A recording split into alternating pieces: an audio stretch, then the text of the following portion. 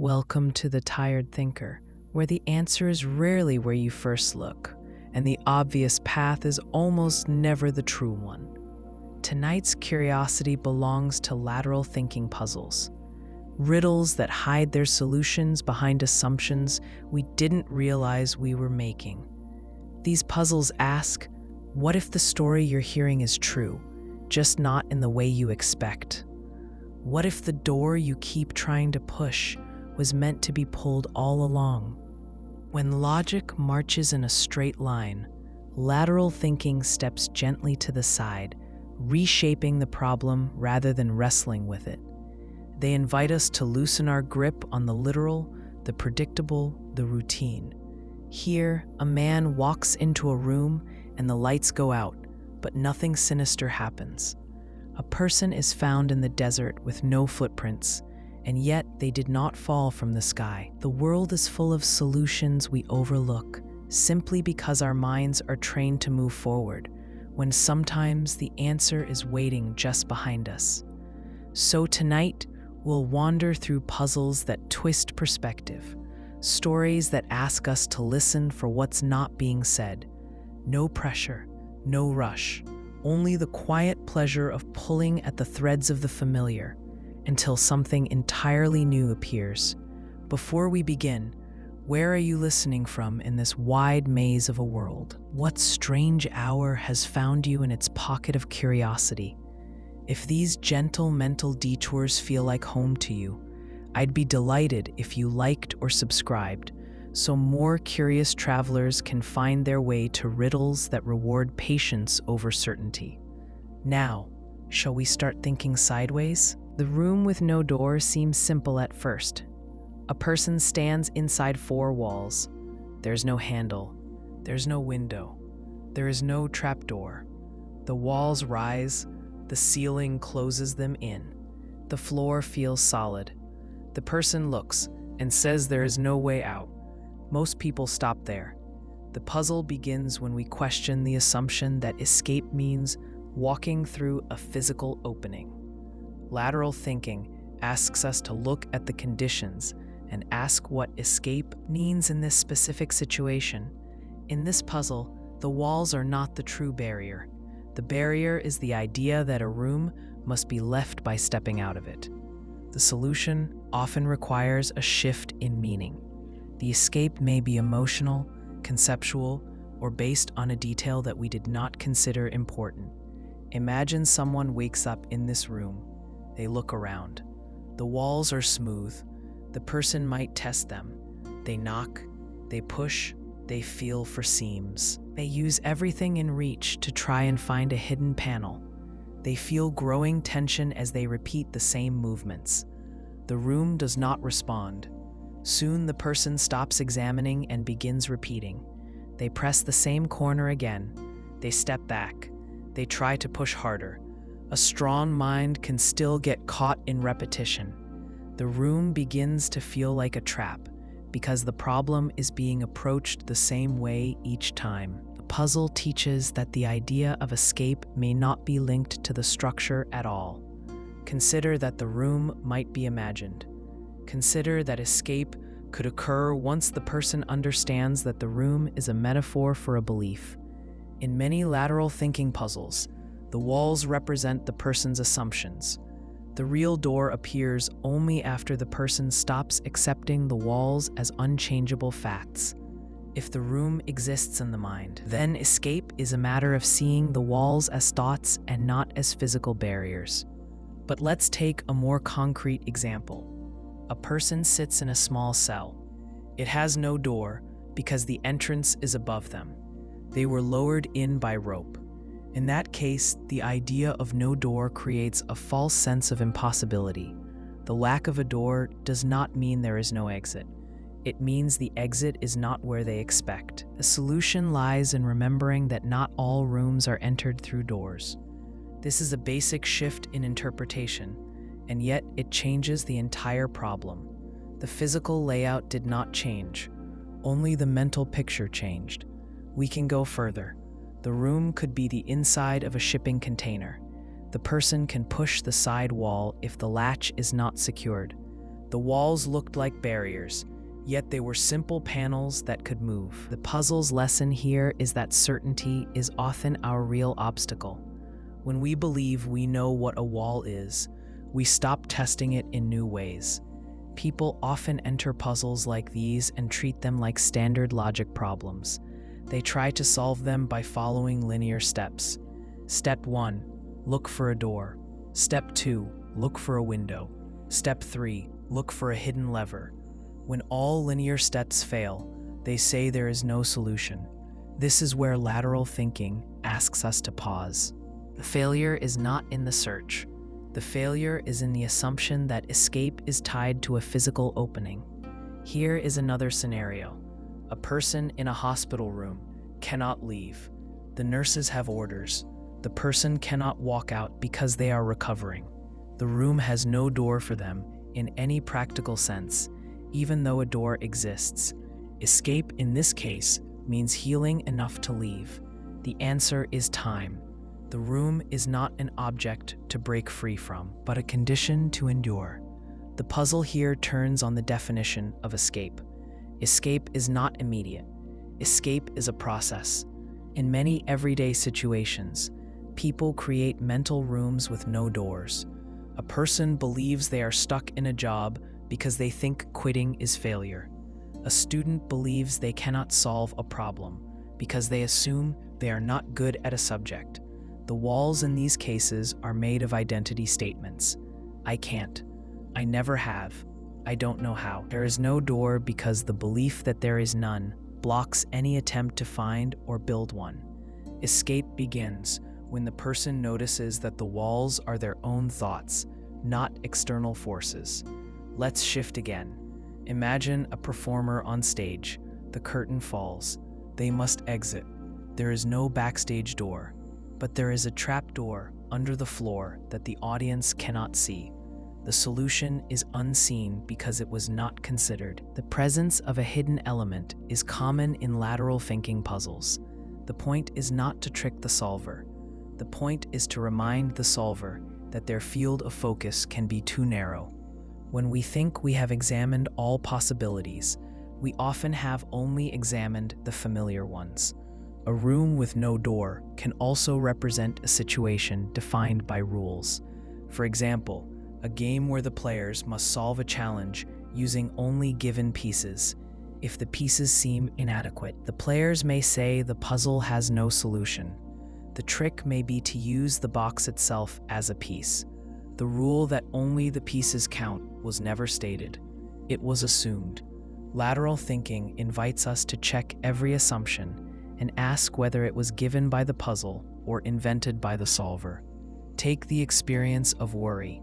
Someone feels trapped in a problem.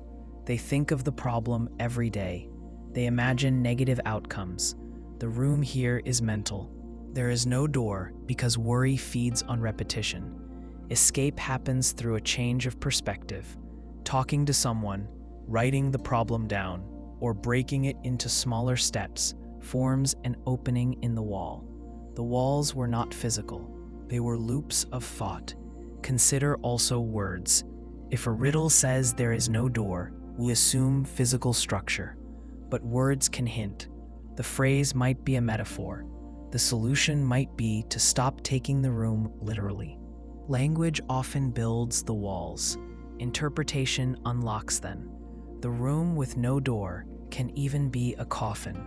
The person inside is not meant to escape because they have already died.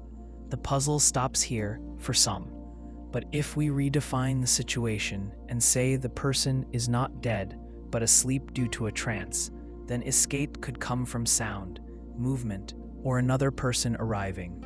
The solution shifts once the meaning of the room and the person changes. Context is key. The same walls have different implications in different stories. We can also think of the room as social expectation. A person is told that a path in life is fixed. They must study a certain field. They must work a certain job. They must maintain an identity that others approve of. The room has no door because stepping outside invites judgment. Escape means redefining what matters. That choice often feels like a breakthrough. The walls were not made of brick. They were made of fear of disappointing others. In each scenario, the idea of escape relies more on perception than on force. The room is solved not by effort, but by looking again with fresh eyes. Lateral thinking puzzles ask us to pause before we declare something impossible. When we describe something as having no door, we may be describing our understanding rather than the thing itself. The puzzle does not require genius. It requires patience and the willingness to consider that the solution may not resemble what we expect when we hear the word escape. The silent clue is the detail that does not appear, the fact that is left out, the gap that draws no attention. In many lateral thinking puzzles, the most important information is the part the narrator does not say. People tend to search for the answer among the stated facts. They examine every sentence, every description, every label. They look for hidden codes or contradictions inside what is presented. But the silent clue is something different. It sits in the space where information should be. To see it, we have to notice what we expected but did not receive. Imagine a short story. A man walks into a restaurant, orders food, eats, pays, and leaves. Later, we are told he is arrested for theft. Most people look for trick wording. They search the sequence of events. They wonder if the payment was forged, if the transaction was incomplete, or if the restaurant owner misunderstood something. They assume the man stole from the restaurant. Yet the puzzle never said what he paid with. The silent clue is that the description omitted the form of payment. The missing detail is the answer. Perhaps he paid with stolen money from another source. The key fact is not hidden inside what was said, but inside what was not said. When we listen to a puzzle, we tend to fill in missing details ourselves. We draw from our experience. We think, a restaurant has chairs, menus, servers. A meal involves utensils and plates. These assumptions feel harmless, but puzzles exploit this habit. The narrator allows us to assume. The silent clue therefore works because our minds complete the picture with familiar shapes. The puzzle does not need to lie. It only needs to say less than what we expect.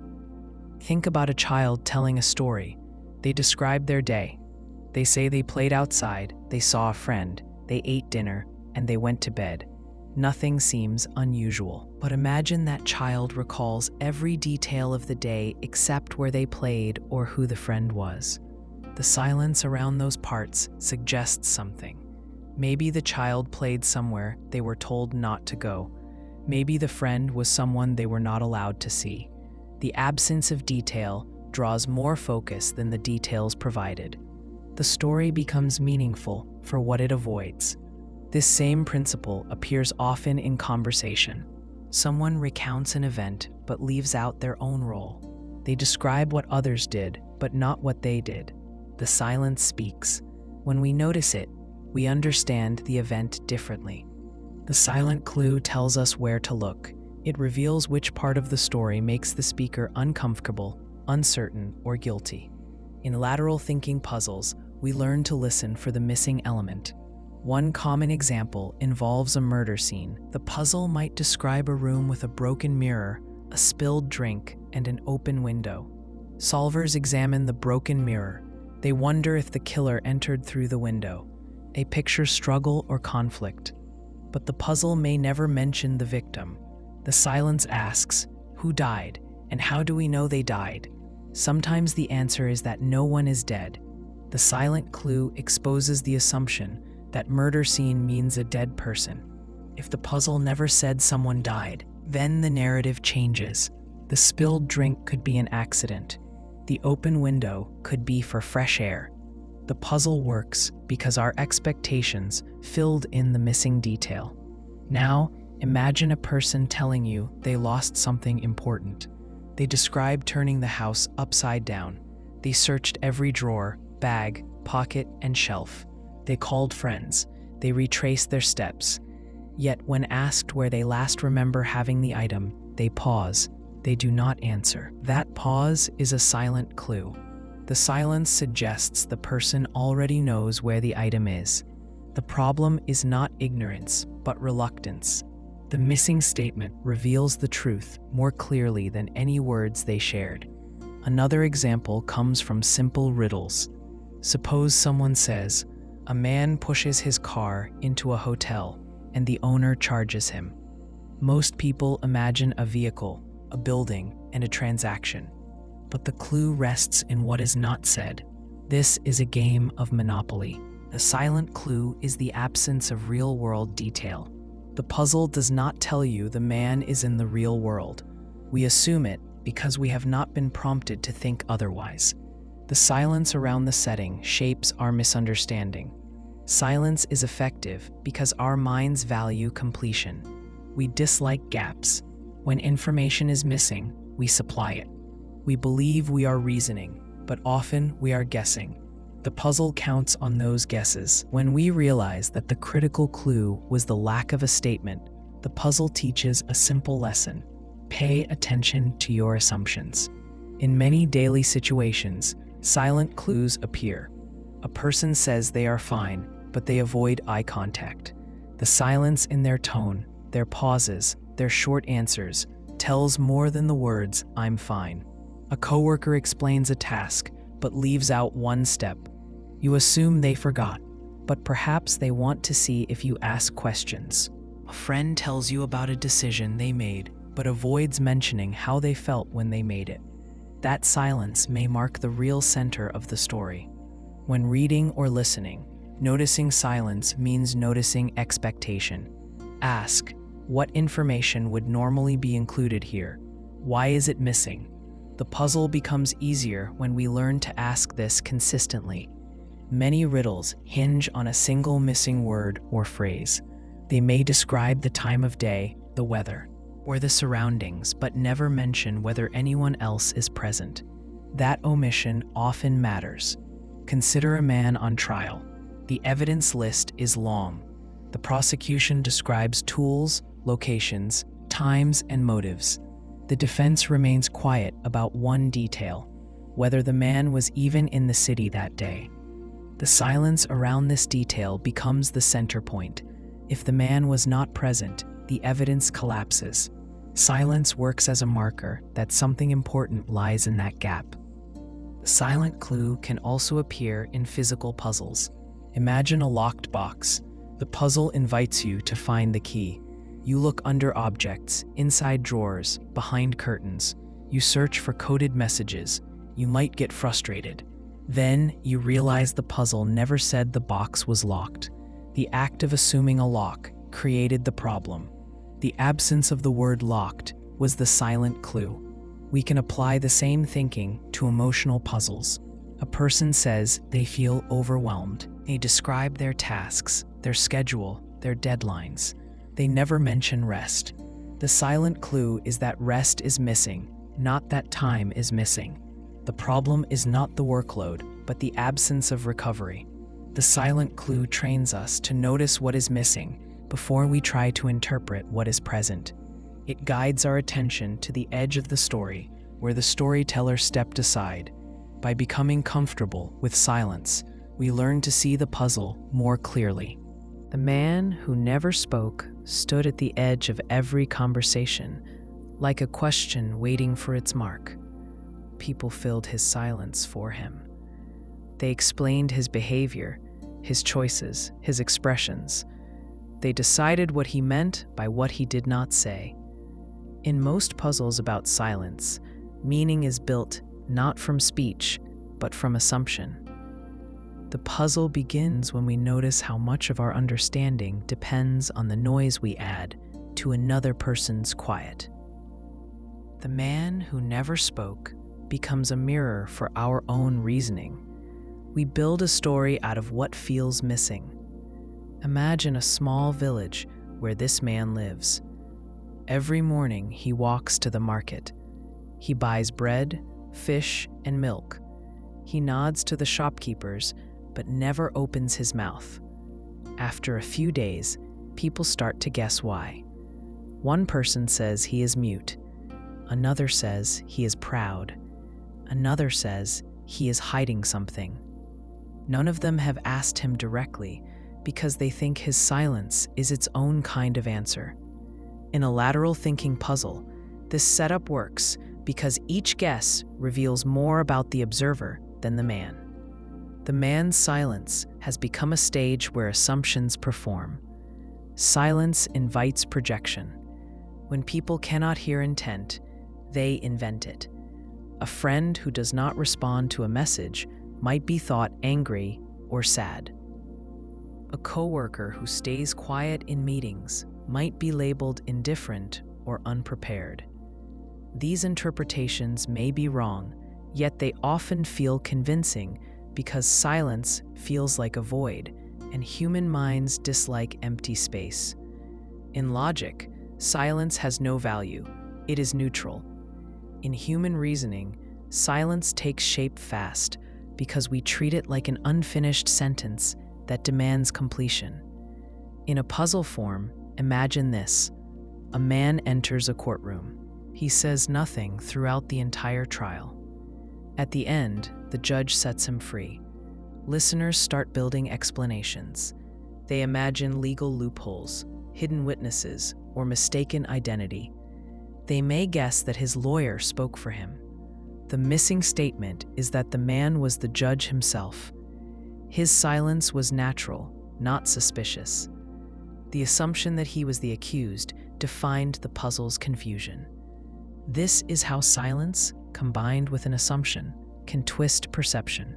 In daily life, we fill silence with meaning in the same way. A teacher asks a question.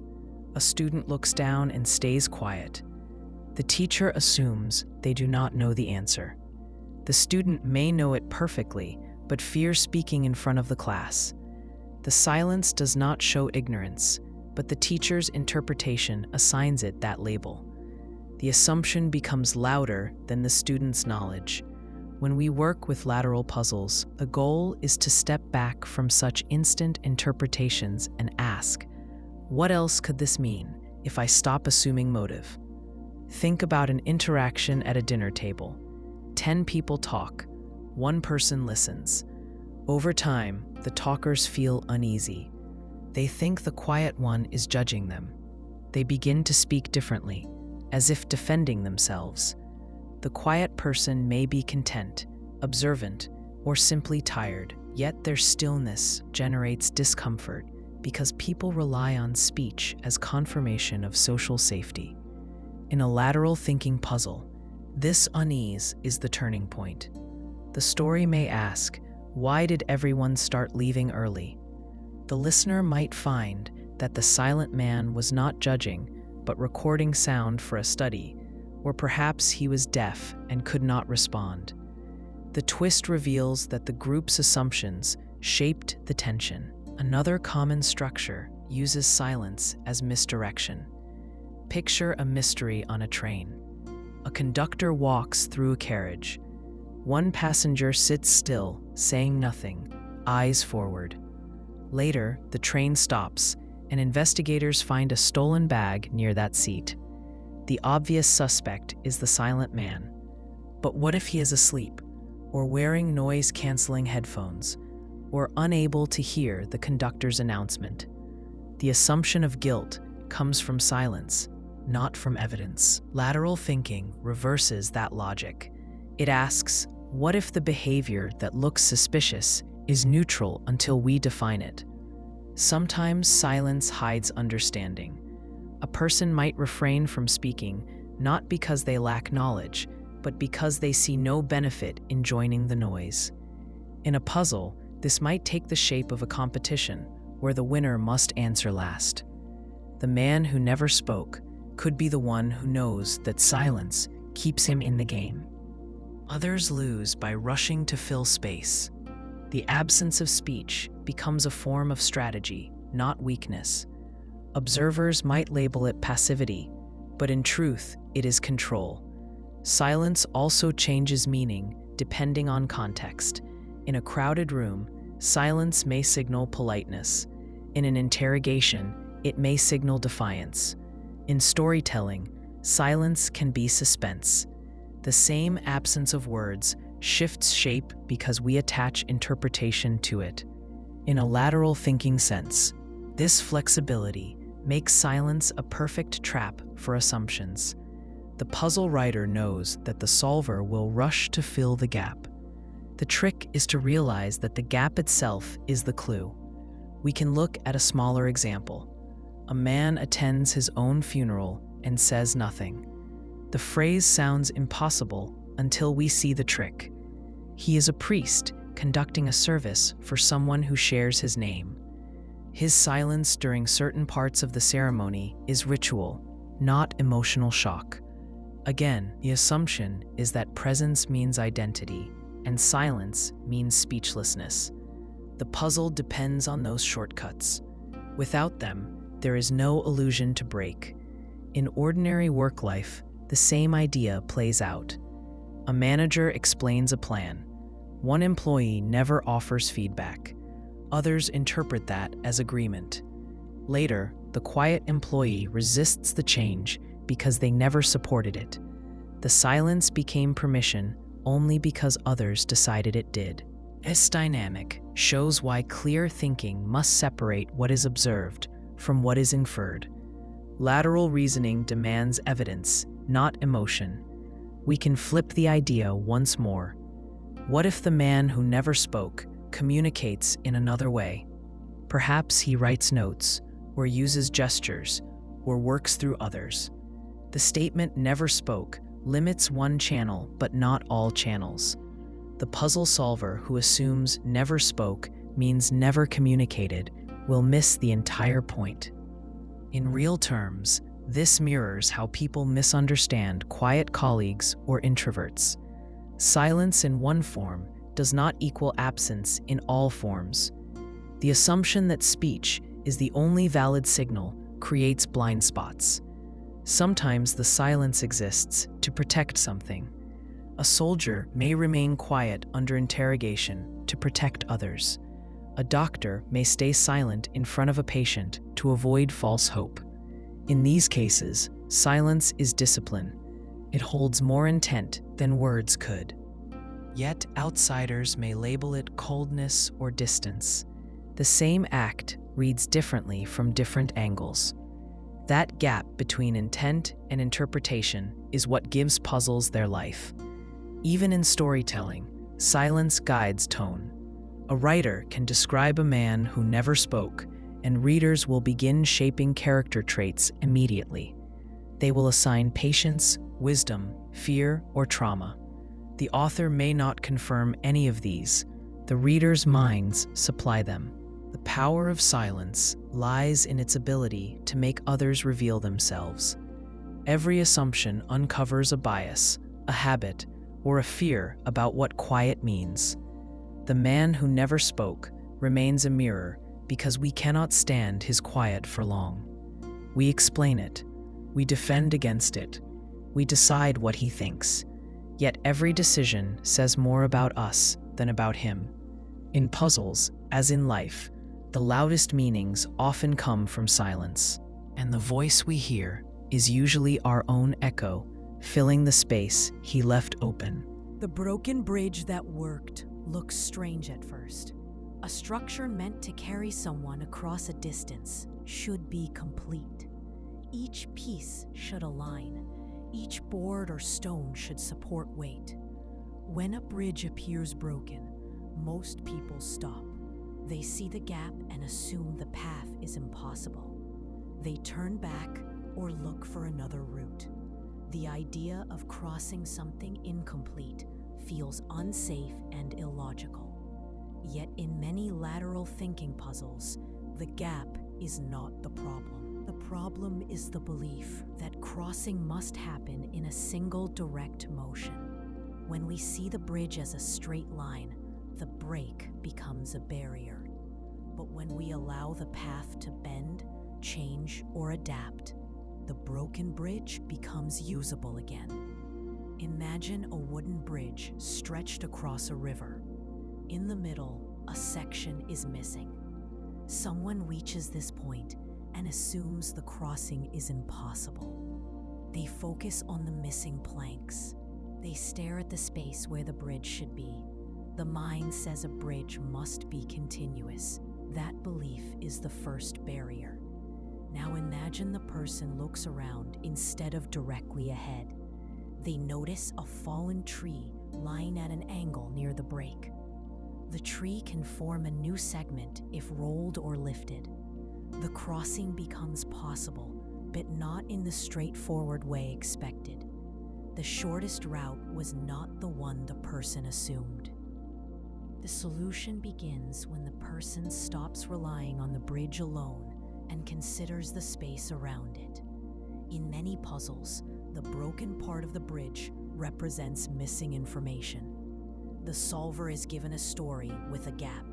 They think the answer must be inside the details presented. They follow the literal structure of the puzzle. They travel step by step in the order given. When they reach the missing piece, they become stuck. The trick is to step away from the direct line and look for meaning outside the given pieces. A problem may allow a solution from a different direction. A step sideways, a step back, or even a pause can reveal a new path that was present all along. Think of a person traveling through a mountain path. A landslide destroys part of the road. They cannot continue forward.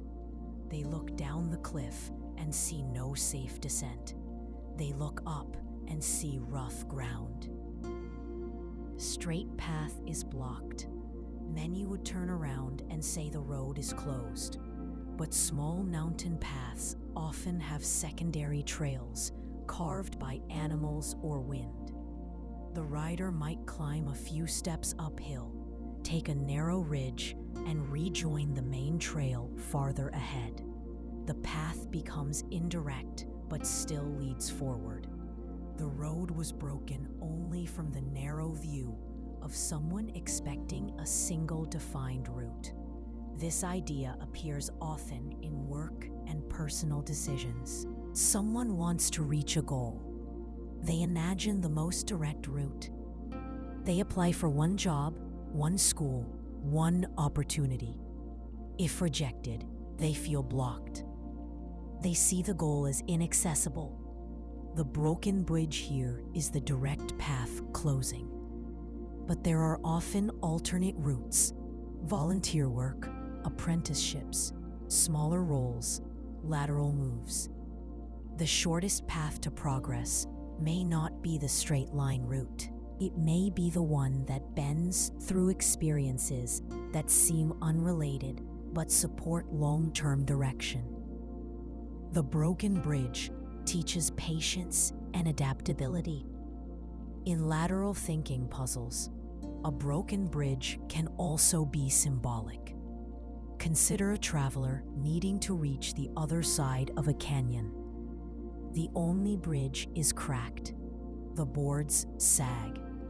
The traveler tests it and hears creaking. The traveler crosses hand over hand. The bridge was not needed.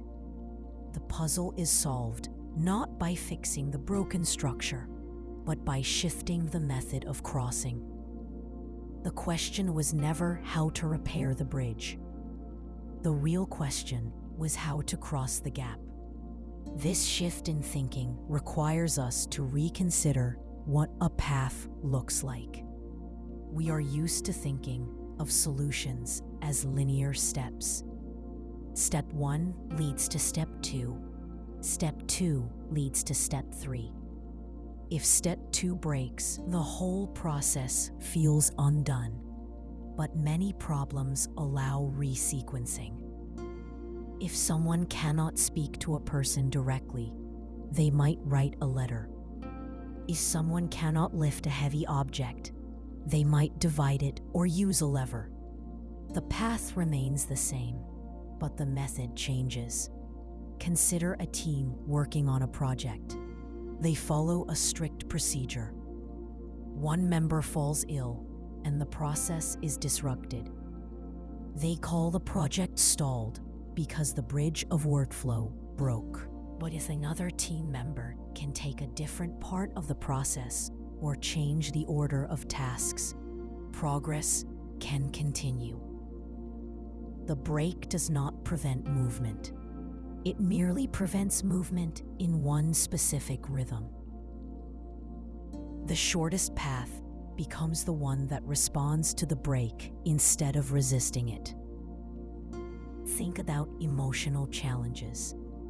A person wants closure after a difficult event. They believe closure comes from a specific conversation or apology. That is their straight bridge. When the conversation cannot happen, they feel trapped. The bridge is broken. Yet closure can also come from reflection, support, time, or new experiences. The path was never only one thing. The belief in a single route created the feeling of helplessness. Even the natural world demonstrates this idea. Rivers do not flow straight to the ocean. They bend, twist, and circle. They take longer physical distance, but reach their destination with less resistance. The shortest path in nature is rarely a line. It is the path of least strain. The broken bridge teaches us that solving a problem is not about forcing a direct solution, but recognizing when another direction offers ease. In logic puzzles, the broken bridge often guides the solver to consider what does not need to be crossed at all. If a puzzle asks someone to move from point A to point B, that the crossing is unsafe, the answer might be that they never needed to cross in the first place. Perhaps the goal was not on the other side. Perhaps the goal moved. Perhaps the need to cross was an assumption. The break forces the solver to question purpose, not method. The broken bridge that worked shows that solutions often come from changing perspective, not from repairing what appears damaged. The path is not always forward. Sometimes it curves or pauses or shifts to the side. The important part is to remember that progress does not always match expectation. A broken structure can still guide. A gap can still teach. The crossing may still happen, even if it does not look like crossing at all. A weightless burden does not sit on the shoulders or pull at the hands. It does not show in the way someone walks or stands. There is no mark on the skin and no object to point toward, yet its presence is clear. It changes choices, shapes reactions, and follows a person into every room. A weightless burden is something carried in the mind. It can be memory, expectation, fear, or responsibility. The burden has no physical mass, but it influences behavior as strongly as a heavy load would. Think about someone who remembers a mistake they made years ago. Nothing about the world today contains that moment. The event is gone. The people involved may have moved on, but the person carries the memory as if it still demands action. They relive it when quiet. They hesitate in similar situations because they fear repeating the past. The memory weighs nothing, yet it changes how they move forward. The burden exists because the person believes they must hold on to it. In many lateral thinking puzzles, the trick lies in noticing what the character is carrying that is not named in the story. For example, a man stands at a riverbank with no possessions, yet he cannot cross.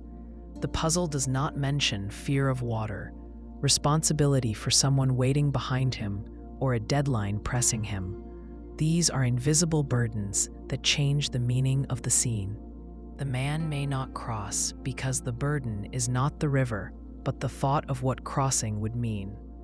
The puzzle solver who notices the missing emotional or mental element finds the answer. Consider someone who cares for a family member. They attend appointments, check medication, plan meals, and keep track of schedules. But the true weight they carry is the constant awareness that they must not forget. The tasks are physical, yes, but the heavier part is the quiet vigilance that follows them into every part of their day, even when they are supposed to rest.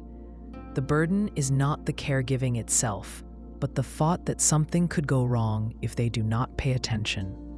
This kind of burden teaches that responsibility is not always visible.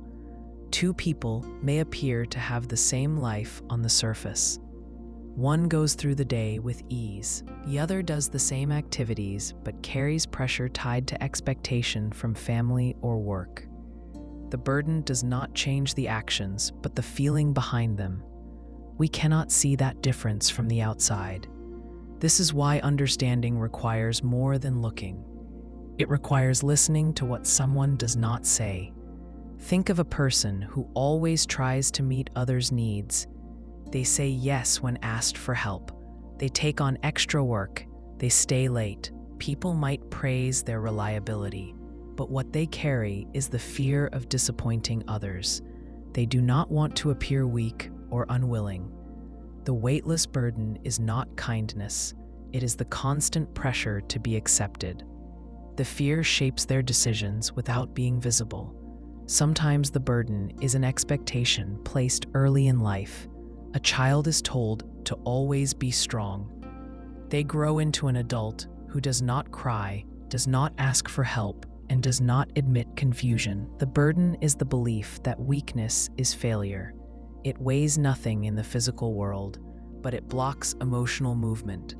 The person becomes tired, but they cannot name why, because the burden has no shape or form. It only has influence. In logical puzzles, the weightless burden can be the key to solving the situation. A character might refuse to take action that seems obvious. The solver wonders why. The answer lies in the invisible pressure. For example, a man refuses to enter a contest even though he could win easily. Listeners think he is humble or afraid, but the actual burden is a promise he made long ago, never to compete again. The promise is intangible, yet it controls him more firmly than any rule. The burden can also be grief. Someone loses a person they cared for. The world does not change to reflect this loss. Buildings remain standing. Cars still pass. Life continues around them. Yet their daily experience feels heavier. The grief is weightless in the physical sense, but it slows everything. It makes ordinary tasks require more effort. Others may not notice because there is nothing to see. The burden lives inside thought, and thought does not show itself unless spoken. Another kind of weightless burden is doubt. Doubt interrupts action. It delays decisions. A person may stand at a crossroads and hesitate not because the options are complicated, but because they do not trust themselves. The burden is lack of confidence. The puzzle in this case is not which road to choose, but how to move when the burden holds the feet still. There are also burdens of identity. A person may feel they must be the reliable one, the calm one, the clever one, or the strong one. These roles become weights they cannot put down. They shape how the person reacts, even in private. The identity becomes a quiet pressure that tells them how to act before they even speak. We can also consider the burden of secrecy. Someone holds information they cannot share. The information may be small or large, but the act of holding it creates tension. They must measure every word to avoid revealing something.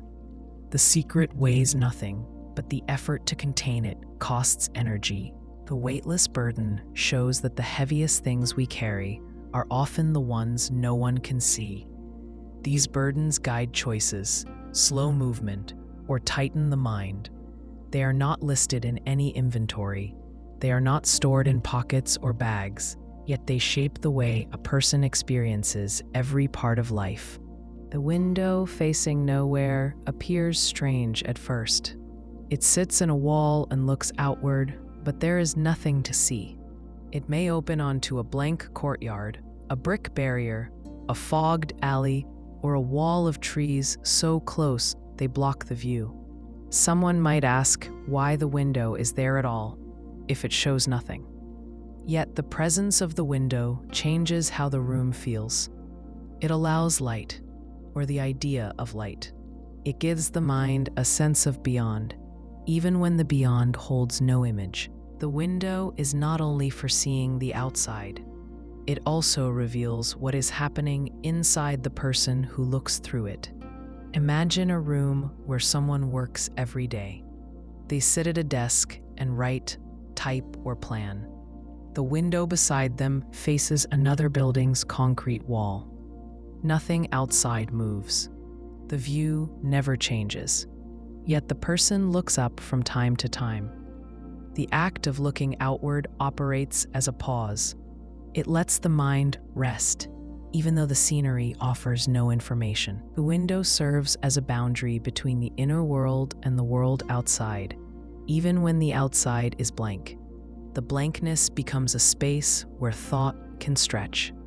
In many lateral thinking puzzles, the window is not meant to provide visual detail.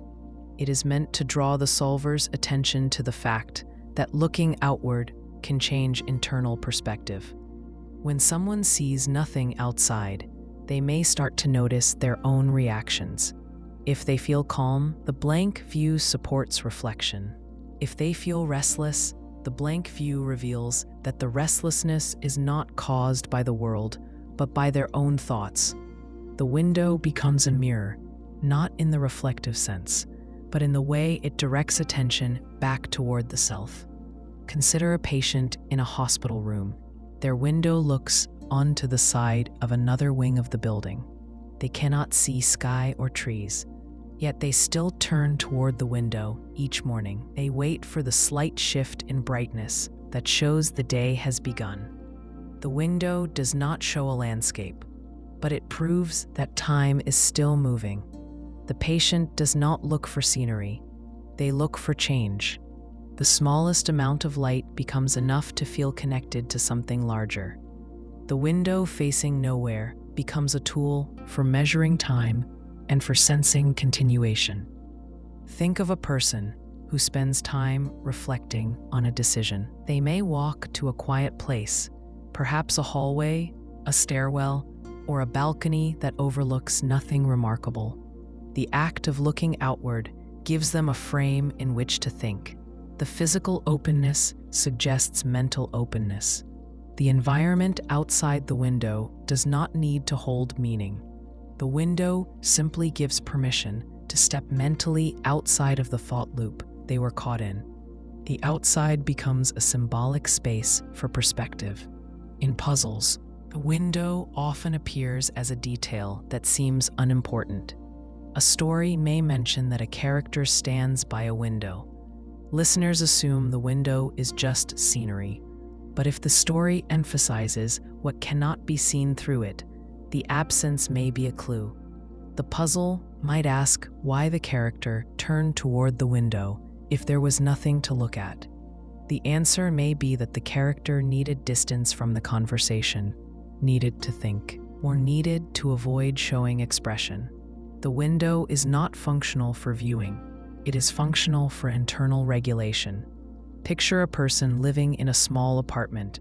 They look out the window and see a brick wall a few feet away. They cannot see the street or the sky, but they still open the blinds every day. The routine is not about the view. It is about reminding themselves that the world continues beyond the wall.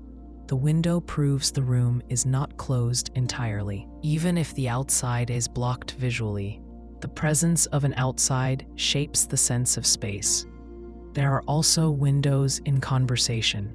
Someone may pause and look away when thinking. The place they look may not matter. They might look at a blank wall or the middle distance. The direction of the gaze signals reflection. In this sense, the window facing nowhere is the mental gap in speech, where the mind shifts from reaction to consideration. The gap is where understanding forms. Imagine a teacher and student sitting together. The student struggles to explain something personal. They look toward the window, though it shows only rooftops or rain. The movement of looking outward creates emotional distance that allows the student to speak more clearly. The window does not need to offer beauty for this to work. Its purpose is not about scenery, it is about space. Now consider a puzzle where someone in a locked room survives by noticing something through a window that shows nothing obvious. Perhaps the wind moves a curtain. The movement suggests air is entering from somewhere, which means there is a vent or a gap. The window's purpose was not to show a view, but to reveal a pathway.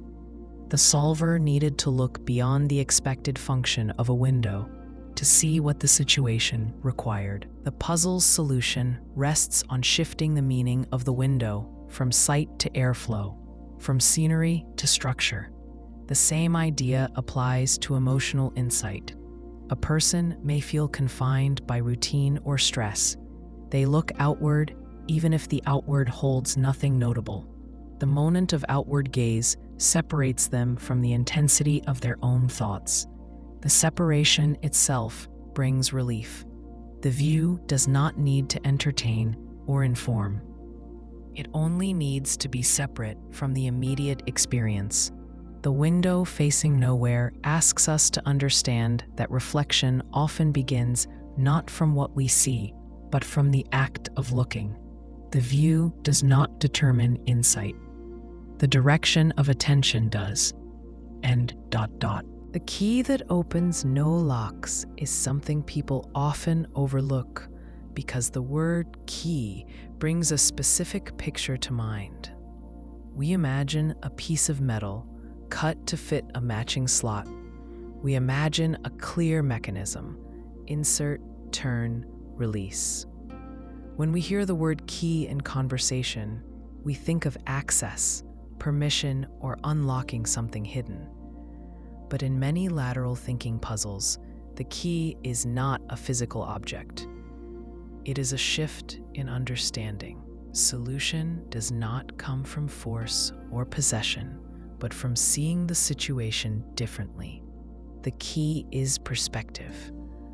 Consider a person faced with a problem at work. They have a task that seems impossible within the given instructions. They try to follow each step exactly.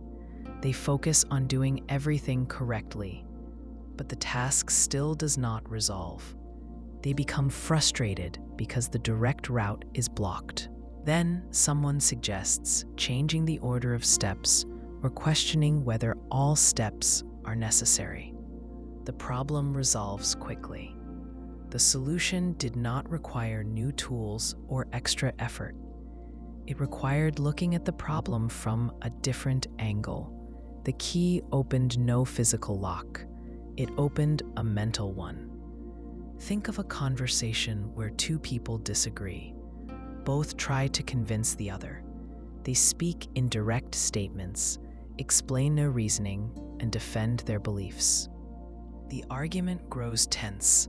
Neither person feels heard. Then one of them shifts perspective. Instead of pushing their own view, they ask the other to describe how they arrived at theirs. The tone changes. Both begin to listen. The solution here is not victory, but connection.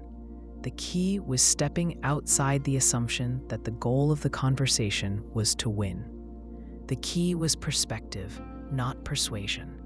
In many puzzles, a character appears stuck because they are using a tool incorrectly or assuming its function. If someone hands you a key, you assume it is meant for a lock. But what if the key is symbolic? It could be a clue to timing, a reference to music, or a reminder of a promise. The puzzle is solved only when the solver stops insisting the key must fit a lock. In lateral thinking, the first task is to ask whether the common meaning is the intended one. Imagine a story in which a traveler receives a key before beginning a journey. The key is small and plain. The traveler keeps it safe, assuming it will be needed later. When they reach the end of the journey, there is no door, no chest, and no lock. They feel confused, even cheated. But then they notice that the key is stamped with a symbol. The symbol matches a marking on a path they almost avoided. The key did not open anything. It guided a decision. It helped the traveler choose direction. The key was not a tool for unlocking, but a tool for recognizing. Sometimes the key is a question rather than an answer. A person may be overwhelmed by uncertainty. They list possibilities, weigh risks, and try to predict outcomes. They look for the correct answer. The process feels heavy and exhausting. Then someone asks a different kind of question, such as, "What do you want to value here?"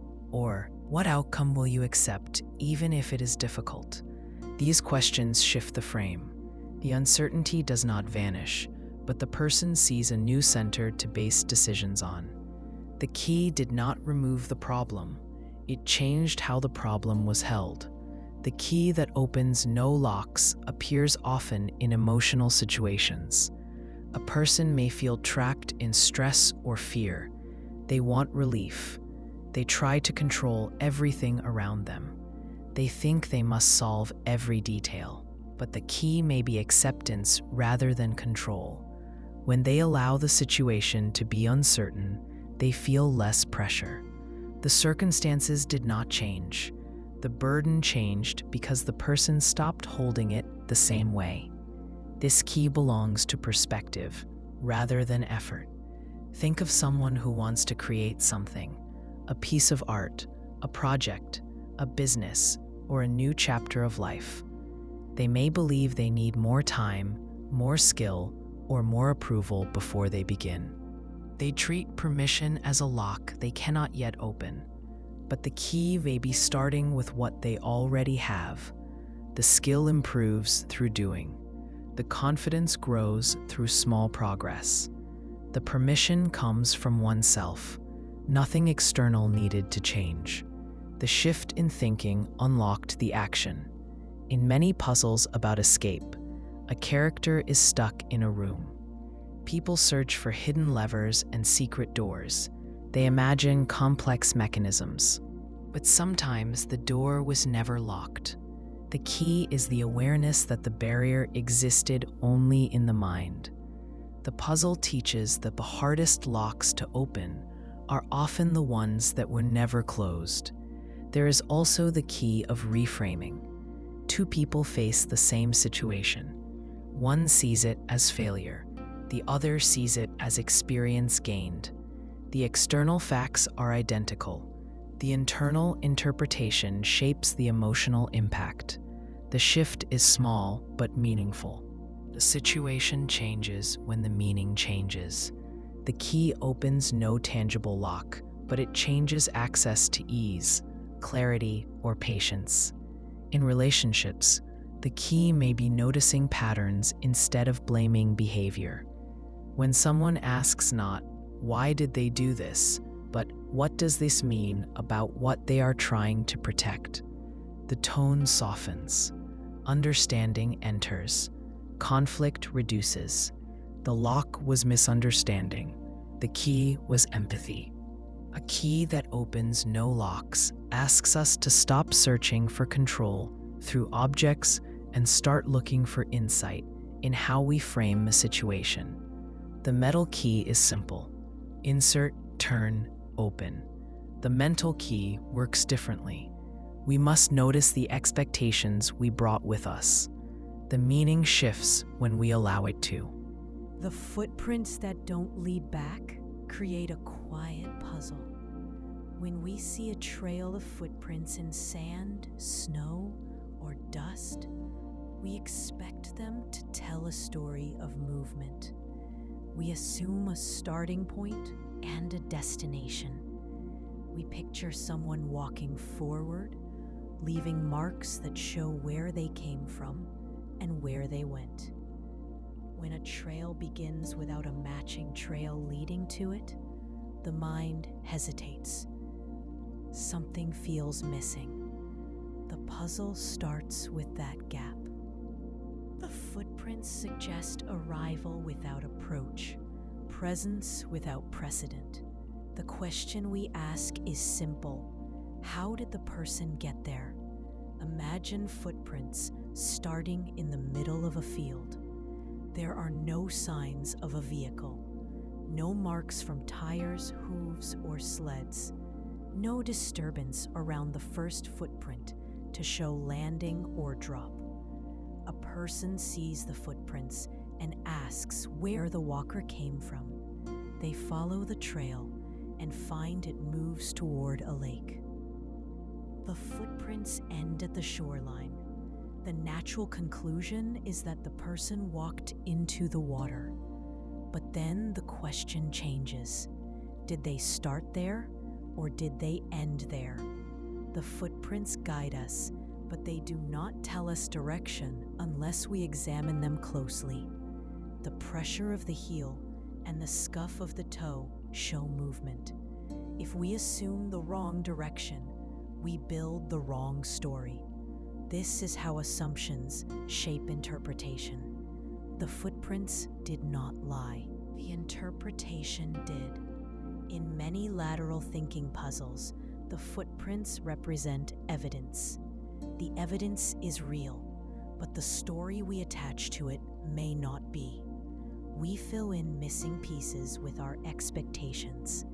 If we assume movement always goes forward, we miss the possibility that the footprints lead back to where the walker began, or that they were placed in reverse order, or that they belong to someone who arrived by another method but left on foot. Consider a hiker who is airlifted into a remote location. When they step out of the helicopter, they create footprints only from that point forward. If someone later finds the trail but never knew about the helicopter, they may believe the hiker appeared from nowhere. The footprints don't show how the person arrived. They only show where the person walked once they were already there. The puzzle teaches that evidence tells only part of the story. The unseen beginning is often the key to meaning. Think about a conversation where someone reveals a conclusion but never explains how they reached it. Their thoughts show up like footprints at the end of a trail. We hear the final belief, the final fear, or the final decision, but we cannot see the steps that led there. We might misjudge them because we do not know their starting point. The gap feels confusing. The missing context changes how we understand the person. The footprints that don't lead back show that conclusions without origin leave room for misunderstanding. A child might say, "I hate school," but we do not know why unless we ask. The statement is the end of the trail. The beginning might be bullying, confusion, exhaustion, or something else. The footprints alone do not tell us the cause. We must walk backward in conversation to find it. Sometimes the footprints that don't lead back suggest a change in direction. A person may walk into a situation, make progress, and then choose not to return to where they began. The footprints represent a one-way decision. For instance, someone leaves a job without planning to return. The ending is clear, but the reasoning may not be. Outside observers see only the moment of departure. They may assume the person left suddenly or impulsively, but the internal process, the invisible path, may have taken years. The footprints we see are only the final segment of the journey. In emotional terms, someone healing from loss may show sudden moments of openness, peace, or clarity. These moments are the footprints at the end. The long internal work that happened before did not leave visible marks. Others may think the healing was quick because they cannot see the path leading there. The footprints that don't lead back remind us that progress is often private. There are also footprints created intentionally without a visible beginning. Think of someone who wants to inspire trust or admiration. They may show only their successes, not the struggles behind them. They present the polished result, but not the early drafts, mistakes, or uncertainty. To an observer, it looks as though they achieved something without effort. The footprints begin at the end. We assume ease where there was effort. We misunderstand the story because we see only the final steps. The puzzle teaches caution. When we see the end of a process without the beginning, we must resist the urge to imagine the missing parts incorrectly. In science, this is called inferring cause without data. In daily life, it results in quick judgments that often fail to understand the real situation. Now imagine a story in which a detective finds footprints leading away from a crime scene, but none showing how the person arrived.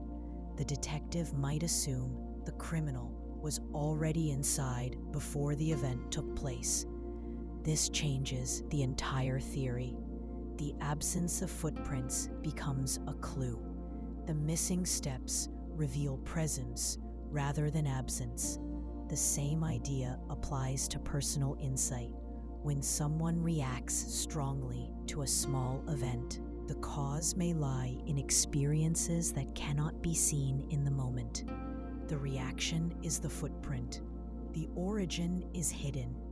Understanding comes from asking where the reaction began, not from assuming it began where it became visible. The footprints that don't lead back ask us to look beyond what is directly shown. A trail that begins at the end challenges the linear way we expect stories to unfold. We are asked to consider the hidden beginnings, the quiet origins, and the unseen steps that shape what we witness. The visible path is only part of the journey. The question that answers itself appears simple, yet it asks us to look closely at the way we think. Many puzzles rely on hidden information, misdirection, or clues that must be uncovered with effort. But in this type of puzzle, the solution is not separate from the question. The question contains everything needed. It is both the problem and the guidance. The challenge is not to find new information, but to notice what is already present.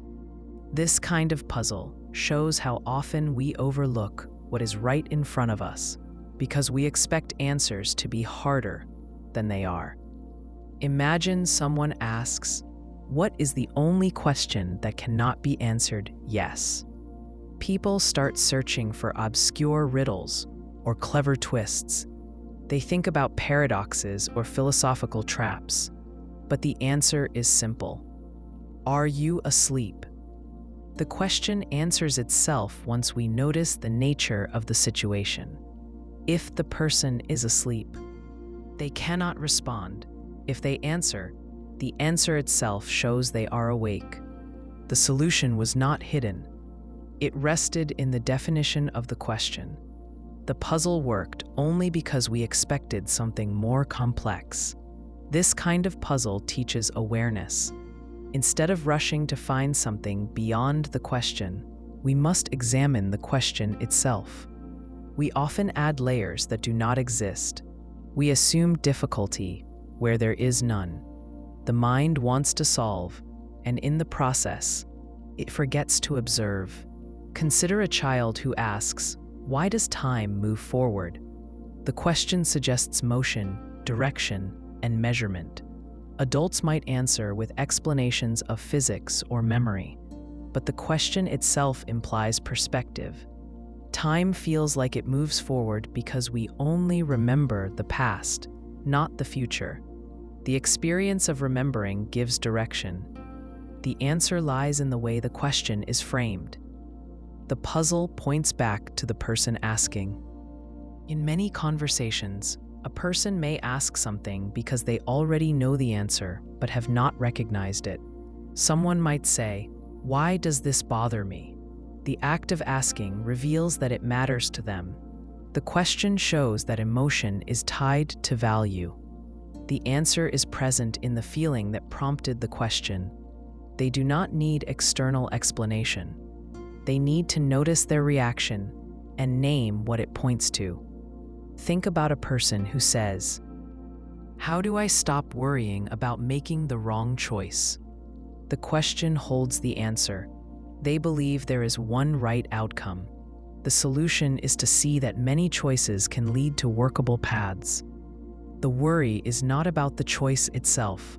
It is about the assumption that only one direction leads to a good life. The puzzle becomes easier once we see the thought inside the question. In lateral thinking puzzles, a question that answers itself can appear as a detail people assume is irrelevant. A narrator might describe someone standing in a room full of clocks and ask why the person knows the exact time without looking. The answer is in the room. The clocks state the time. The question pointed to the solution. Yet many listeners search for hidden meaning. They assume the narrator is tricking them. The puzzle works because the answer was never hidden, only overlooked. Sometimes the question reveals the answer through language. A person might ask, "Why do we call it common sense if it's not common?" The question defines the contradiction. The phrase does not mean most people use the sense. It means the knowledge is accessible across different situations. The question helps uncover the original meaning of the phrase. The question is both prompt and explanation. Consider a scenario in which a teacher asks a class, "What do we call a shape with three sides?" The students know the answer. The question is direct. The answer is triangle. But if the students begin to overthink, they may hesitate.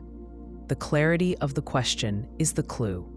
The moment someone pauses, it shows how easily the mind turns simple tasks into difficult ones by expecting a trick. This also appears in personal reflection. A person might ask, "Why do I feel tired even when I rest?" The answer may be in the nature of the rest they take. If rest does not involve disengaging the mind, the body may recover, but the mind does not. The question points to the solution. The person needs rest that includes mental stillness. The answer is in the observation that prompted the question.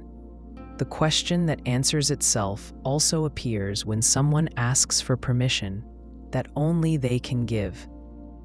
For example, someone might say, "Is it okay to take a break?" They know they need rest. Their question is not about whether a break is allowed, but whether they will allow themselves to take it. The puzzle reveals the struggle inside. The answer exists in the act of asking. In logic puzzles, a classic example is, if a rooster lays an egg on a roof, which side does it roll down? Many people try to reason based on angles, wind, or roof shape. They forget that roosters do not lay eggs. The question included the answer. The solver had to pay attention to the premise rather than search for hidden facts. This kind of puzzle encourages us to slow down. It teaches that not every answer is external. Sometimes the structure of the question exposes the needed perspective. When we notice that we are working too hard to solve something simple, that realization itself is the key. The puzzle resolves when we see that the answer has been present the entire time, waiting to be recognized rather than discovered. The stranger who wasn't there often appears in stories where something feels out of place.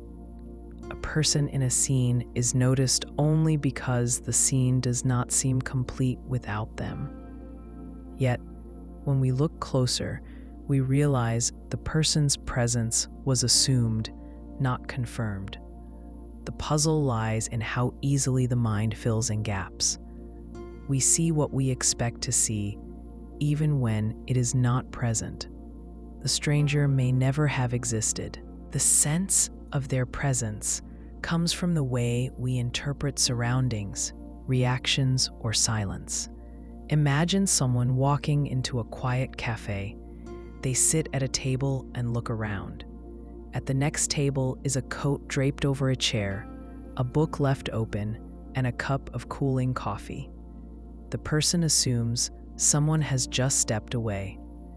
They picture the stranger returning soon. Yet no one comes back. The items alone created an imagined presence. The stranger, in this case, is not a person, but an assumption built from objects. The person looking sees the signs of occupancy and forms a story without confirming it. The mind dislikes emptiness. It fills the scene. This is the heart of the puzzle. The unseen is shaped by expectation. When we expect someone to exist in a role, we place them there even when they are not visible. Consider a conversation among a group of people. One person mentions, "He said we should meet here," but no one recalls who he is. Everyone nods because the phrase suggests authority. The group acts based on the idea of a person who is not present. The stranger is not a figure in the room, but the role of decision-maker. When no one questions the identity, the group follows an instruction that belongs to no one. The stranger influences them without existing. In lateral thinking puzzles, this unseen presence becomes the turning point. A narrator may describe a man who reacts to someone speaking behind him. The solver may imagine a second person. The story never said there was one. The reaction could be to a sound, an animal, a memory, or even the man's own thoughts. The puzzle works because we assume voices must belong to people. We forget that reactions can come from within. There is another version, the stranger who appears only in memory. A person recalls a moment from years ago when they felt embarrassed, excited, or changed. They remember someone watching them. The watcher becomes significant in the memory. Yet, if the person returns to the place years later, they realize the watcher might never have been there. The memory added someone to justify the feeling. The stranger was a story the mind built to explain emotion. In daily life, the unseen stranger often takes the form of pressure or expectation. Someone might avoid speaking up because they imagine judgment from others. They picture disapproval, criticism, or ridicule. But the people they fear may not be thinking about them at all. The stranger is the imagined observer. The fear is real, but the observer is not. The mind invented a presence to explain anxiety. Think of a student in a classroom. They hesitate to raise their hand. They believe everyone will look at them and judge their question. They feel the gaze of many eyes, yet most people in the room are focused on their own thoughts. The imagined stranger sits behind every pair of eyes. The student reacts to an audience that exists only in imagination. The stranger shapes behavior without ever being seen. In relationships, the stranger may appear when one person believes the other is thinking something negative, but does not ask. They begin explaining themselves, defending actions, or withdrawing to avoid conflict. The stranger sits between them as an unspoken assumption. The relationship becomes shaped by what is never confirmed. If one person finally asks, they may find the fear had no source. The stranger who wasn't there was driving the interaction. Sometimes the stranger appears in group dynamics. A community may follow a rule, that no one remembers making. People say, "We do it this way," but no one asks who decided it. The origin is lost. The rule stays because questioning feels disruptive. The stranger is tradition without author. The presence shapes behavior, even though no person enforces it. In mystery stories, the stranger who isn't there often appears as a misinterpreted clue. A detective might see 2 cups on a table and assume 2 people were present. Later they learn the same person used both cups. The imagined stranger created a false lead. The detective must question what presence means. Is presence defined by objects, by intention, by evidence, or by memory? Let's take a more personal example. A person feels incomplete or unsettled and believes something is missing from life. They look for a new place, a new relationship, a new task. They say they are waiting for someone who will understand them. But sometimes the stranger they search for is their own voice, not another person. The sense of absence comes from not recognizing a part of themselves. The stranger is internal. The person they are missing is the one they have not allowed themselves to acknowledge or express.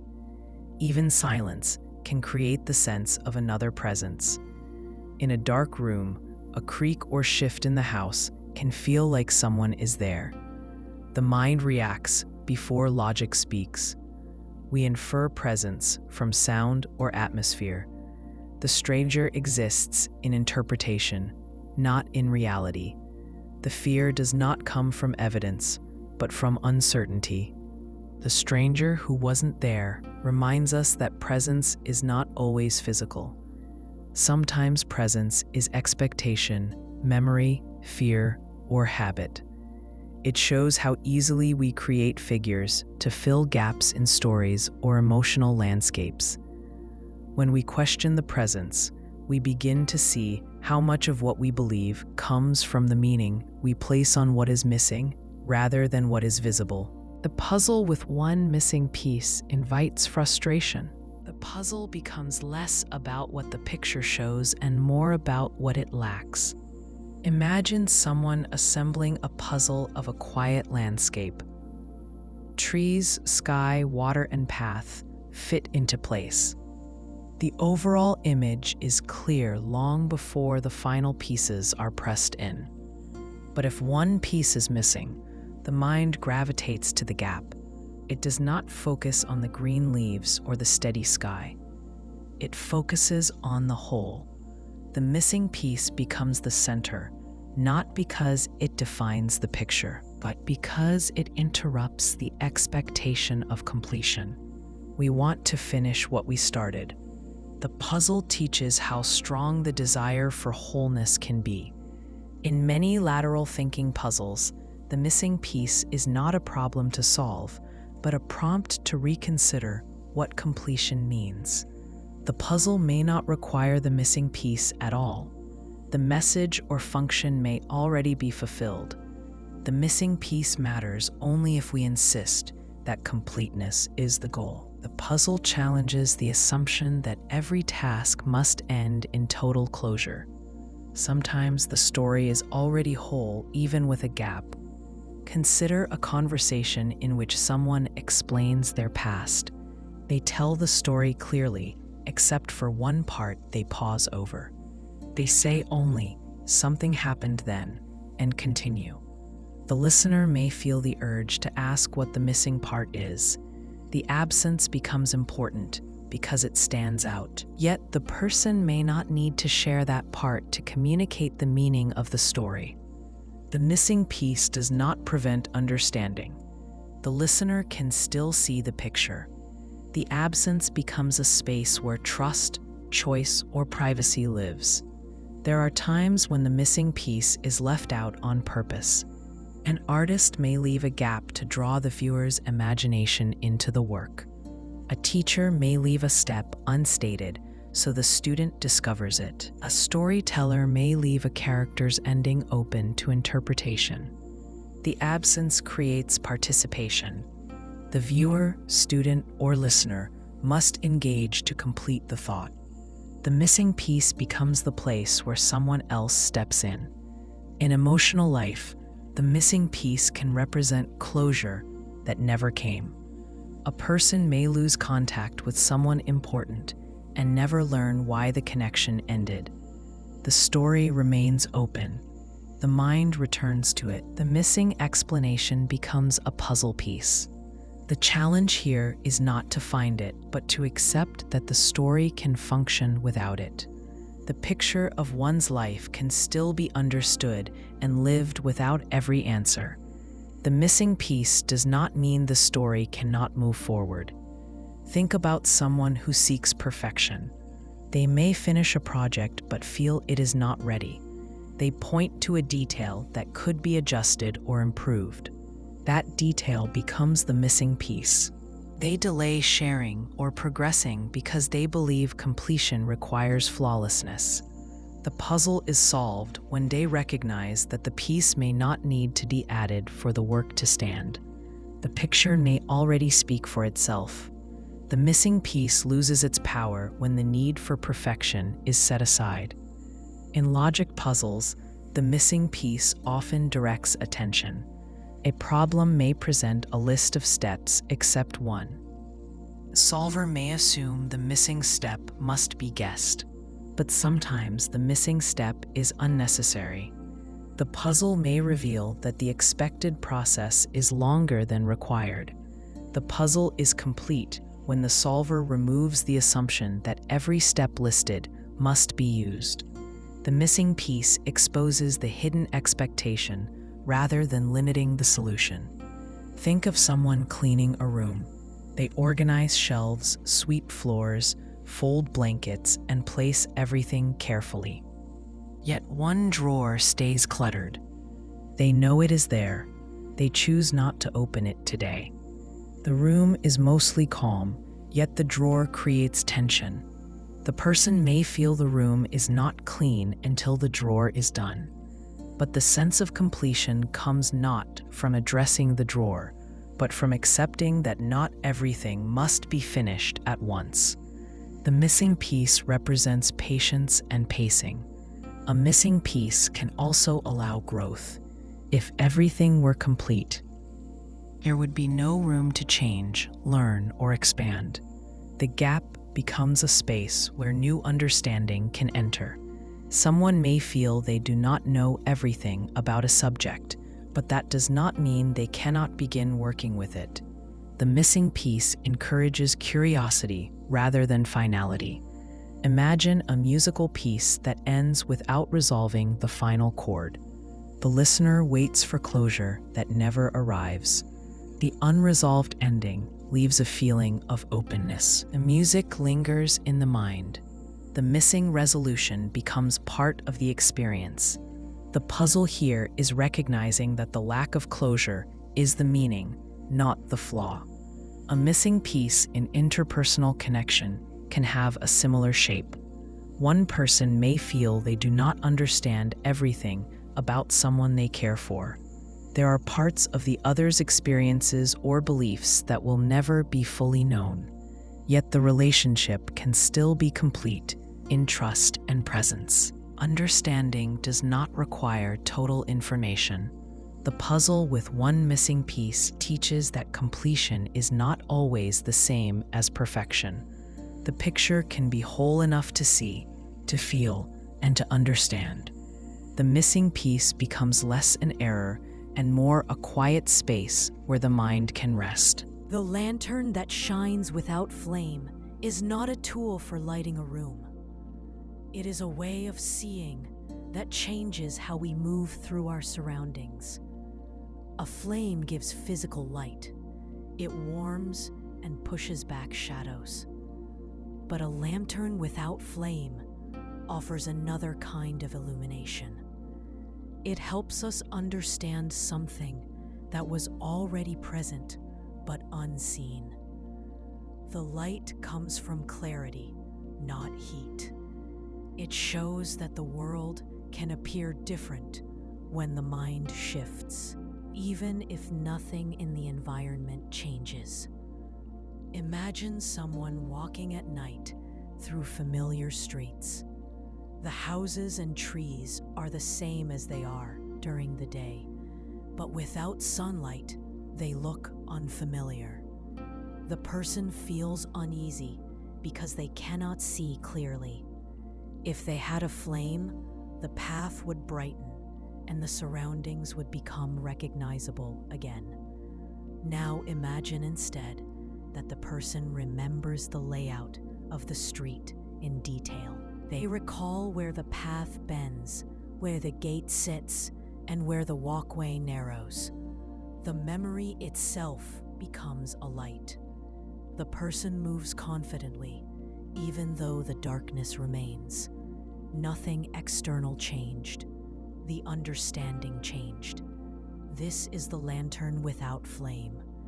In many lateral thinking puzzles, the light we need is not a new clue, but a new way of noticing what is already in front of us.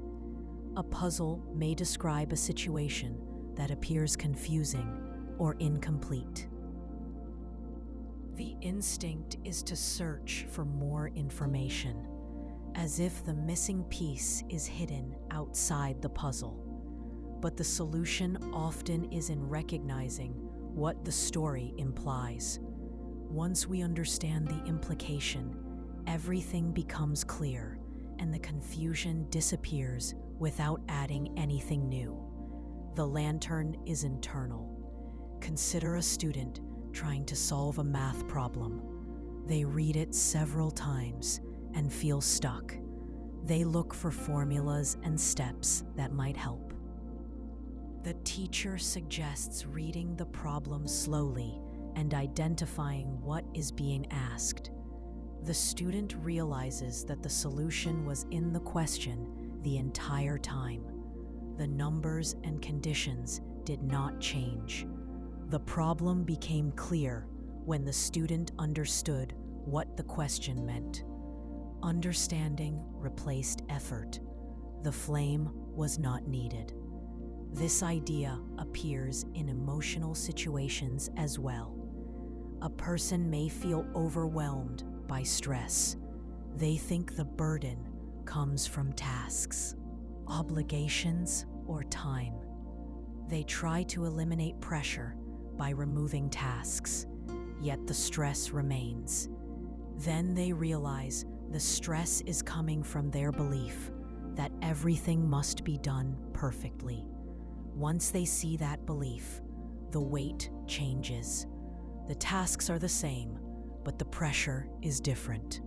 The light came from noticing the belief, not from changing the work.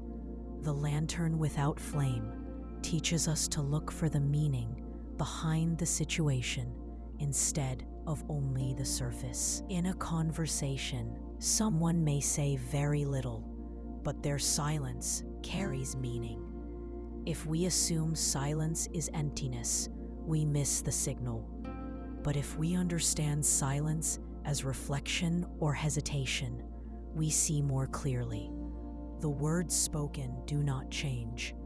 The understanding shifts. Think of a child who asks a question like, "Why do we say please and thank you?" The easy answer is that these are polite phrases, but the understanding comes when we see that these words acknowledge others. The language changes how we connect. The child learns not just a rule of speech, but a way of considering others. The light did not come from more information. It came from seeing the purpose behind the practice. In many relationships, arguments form when both people focus on the words spoken and ignore the feeling underneath. One person says, "You never listen." The other hears accusation and becomes defensive. But if we treat the phrase as a signal of frustration or longing to be understood, the meaning changes. The conversation turns from conflict to connection. The lantern is the ability to notice the feeling rather than react to the words. The same form of illumination appears in personal identity. Someone may feel lost and unsure of who they are. They look for identity in achievements, roles, or labels. They think being defined requires something external. But when they realize that identity is shaped by values rather than accomplishments, they feel grounded. No external change occurred. The sense of self came from recognition. The lantern that shines without flame is also present in art. A painting may look simple, but when the viewer understands the artist's intention, the painting takes on depth. The lines and colors do not alter. The viewer sees differently. The light is understanding in problem solving. The lantern is the shift from asking, "What is missing?" to asking, "What have I assumed?" A puzzle may look complex because we believe the answer lies outside the information provided. But if we examine our assumptions, we often find the answer there. The puzzle becomes simple, not through new data, but through changed interpretation. Think of a locked door that does not open. We try keys, force, and tools. We assume the door requires opening to move forward. Then we notice a second door behind us that leads to the same place. The room was never closed. The sense of being trapped came from expecting only one exit. The lantern here is noticing alternatives. The lantern that shines without flame reminds us that illumination does not always require new facts, force, repair, or external help.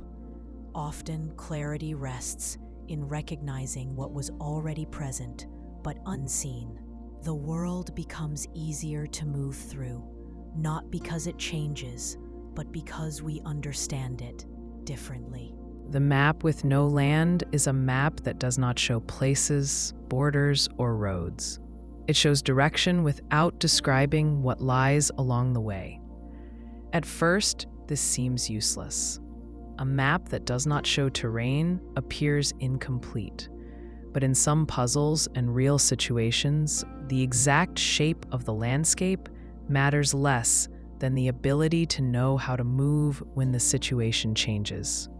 The map becomes guidance when the familiar points are no longer reliable. It teaches navigation without depending on what we already know. Imagine someone used to traveling the same route every day. They know each turn. They recognize buildings and signs. They do not need to think. They move by habit. One day, construction blocks the route. The surroundings feel unfamiliar. The person becomes uncertain, not because the terrain is difficult, but because the familiar path is gone. If they had a map that only showed direction, north, south, east, west, they could still navigate. The landmarks are missing, but the sense of orientation remains. The map without land allows movement, even when the familiar disappears.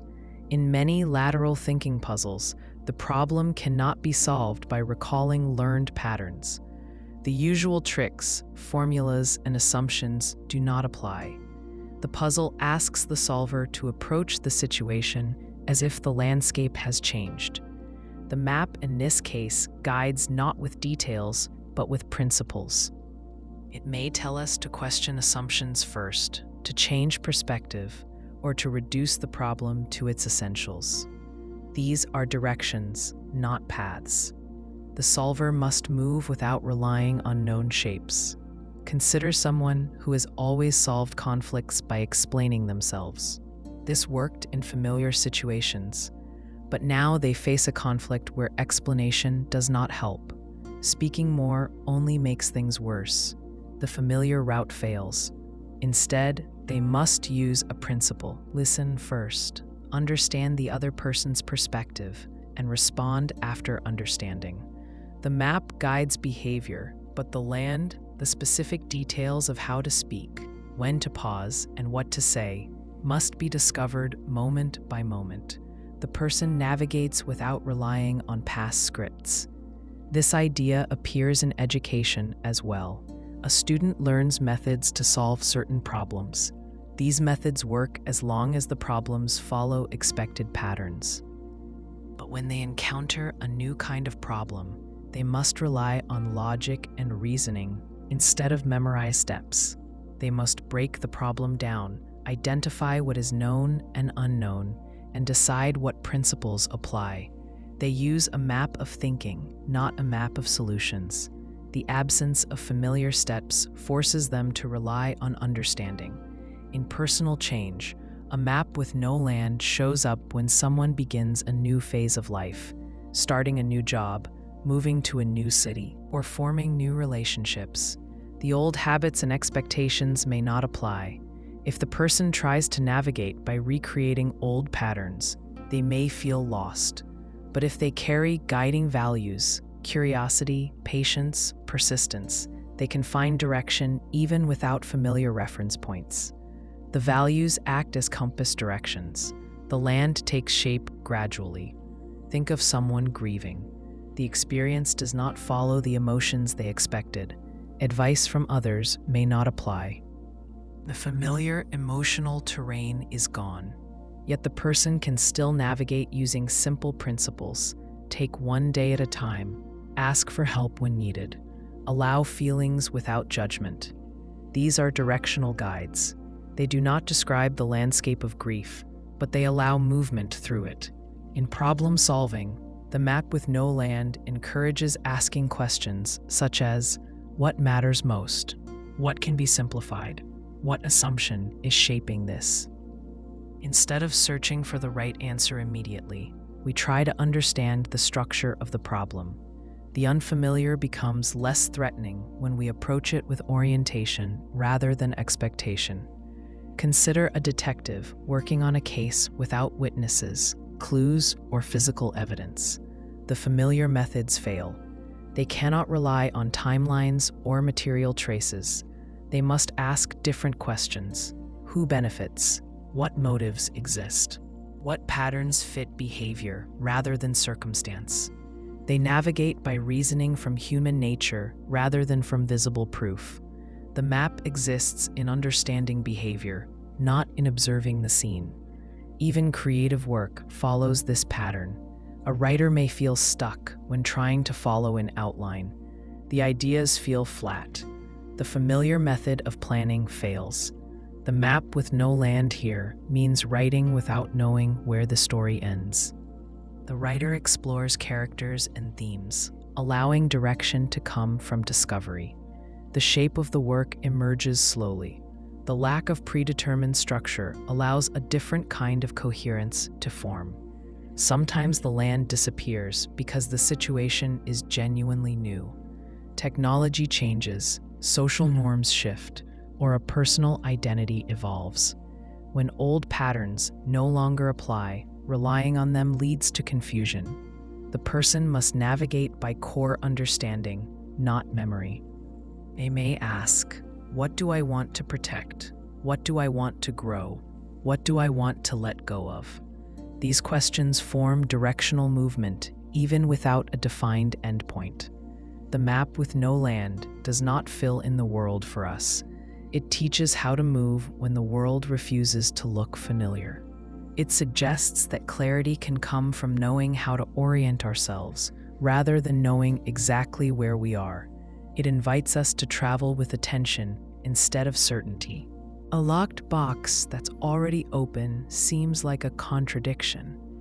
When we hear something is locked, we assume we need a key, a tool, or a solution. We expect effort. We expect a barrier. A locked box suggests that something valuable or important is inside, and that access is restricted. But in many puzzles and in many real situations, the box is not locked at all. The sense of being blocked comes from expectation rather than reality. The barrier exists in the mind, not in the object. The puzzle, then, is not to break the lock, but to notice that there is no lock to break. Imagine a box sitting on a table. Someone says, "This box is locked." You look for a keyhole and see one. You search for the key. You check drawers, pockets, shelves. You ask others if they know where it might be.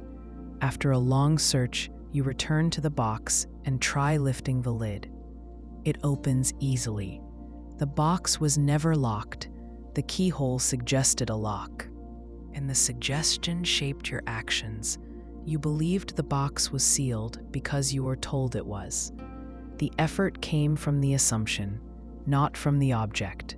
In many lateral thinking puzzles, the key step is questioning the assumption of the obstacle.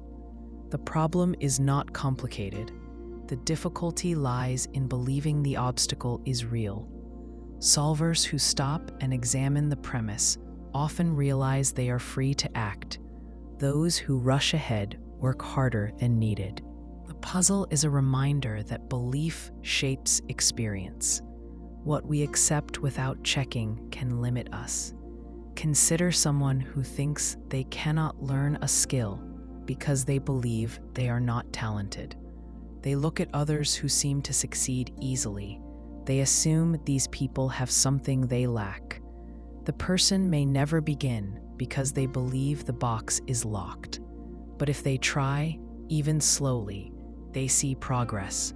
The barrier was belief. The skill was possible all along. The effort required was practice, not unlocking. Another example appears in relationships. A person may want to express something important, an apology, gratitude, or a personal truth. They hold back because they assume the other person will not receive it well. The imagined reaction becomes the lock. They wait for the right time, which never arrives. When they finally speak, the other person listens without resistance. The box was open the entire time. The lock was fear of vulnerability, not the relationship itself. This idea also shows up in decision-making. A person may believe they cannot leave a job that exhausts them because they assume they have no other options. They feel trapped. But often, when they begin to explore possibilities, they find more paths than they expected. Some may involve change or discomfort, but they exist. The job was not the box. The belief in having no choice was. Sometimes the locked box appears when we follow rules that are no longer relevant. A procedure may have been necessary once, but now circumstances have changed. Yet people continue to follow the old rule because its authority has not been questioned. The box appears locked because the habit is strong. Once someone asks, "Do we actually need to do it this way?" the lid lifts. The rule was tradition, not necessity. In emotional life, the locked box may take the form of a memory we avoid. We believe that thinking about a painful event will overwhelm us. We keep it sealed. But when we finally look, the fear often loosens. The memory may still hurt, but it is not as destructive as we imagined. A lock was the avoidance, not the memory. In puzzles, the locked box often symbolizes restricted thinking. For instance, a character may be described as being unable to leave a room. The solver imagines locked doors and barred windows. The story never said the door was locked. The character may simply believe they must stay, or they are waiting for permission. The actual obstacle is psychological or social, not physical. Imagine a person holding tightly to an idea of who they are supposed to be. They believe they must act strong, capable, or calm at all times. They do not allow themselves to ask for help. The identity becomes the locked box. They live inside it without noticing the door is open. The expectation that strength means silence keeps them from stepping out. When they realize strength includes asking, admitting, or changing, the walls fall away. The box was never sealed. Consider a classroom where students hesitate to say something because they do not want to be wrong. No one speaks. The silence heals like a rule. Then, one person asks a question. The room opens. The silence dissolves. The lock was shared assumption. The box opened with one simple act of curiosity. Even creativity can be limited by imagined barriers. A person may think they cannot begin writing, painting, or building something because they do not yet know what the finished product should look like. They believe the vision must come first, but creation often begins without clarity. The first step reveals the second. The box opens when the person understands that the path appears through doing, not before.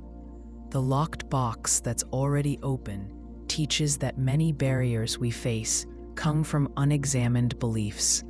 The box looks sealed because we assume it is. We do not test the lid. We do not question the story.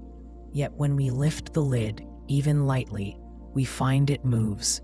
The difficulty was real to us, but it was not located where we thought. The puzzle is solved when we recognize that the obstacle existed in expectation rather than reality. The bridge built of silence is not a structure made of wood or stone. It does not stand across water or connect two roads.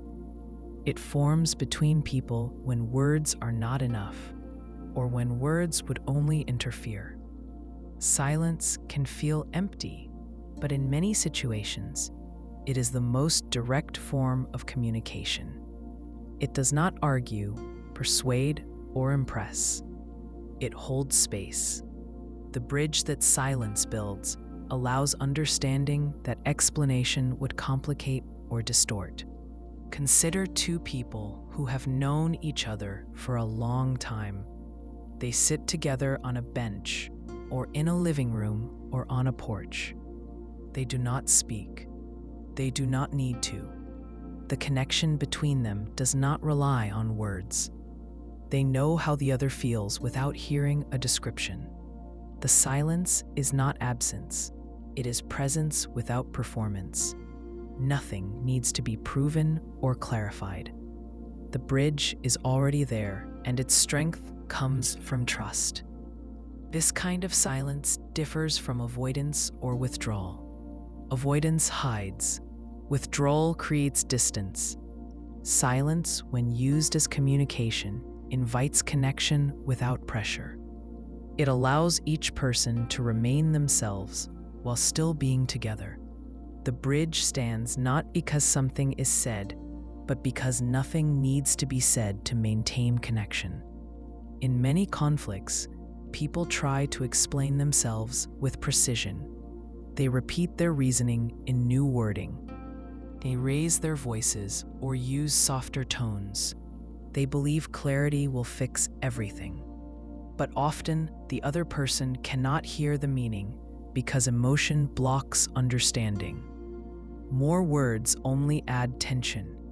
Silence, instead, can shift the interaction.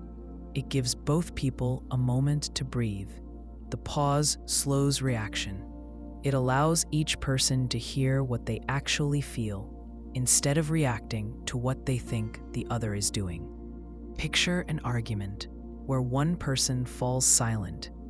If the silence is thoughtful rather than cold, the dynamic changes. The other person notices that something is happening beyond the spoken exchanges. The silence creates room for reflection. The conversation can continue, but with less force.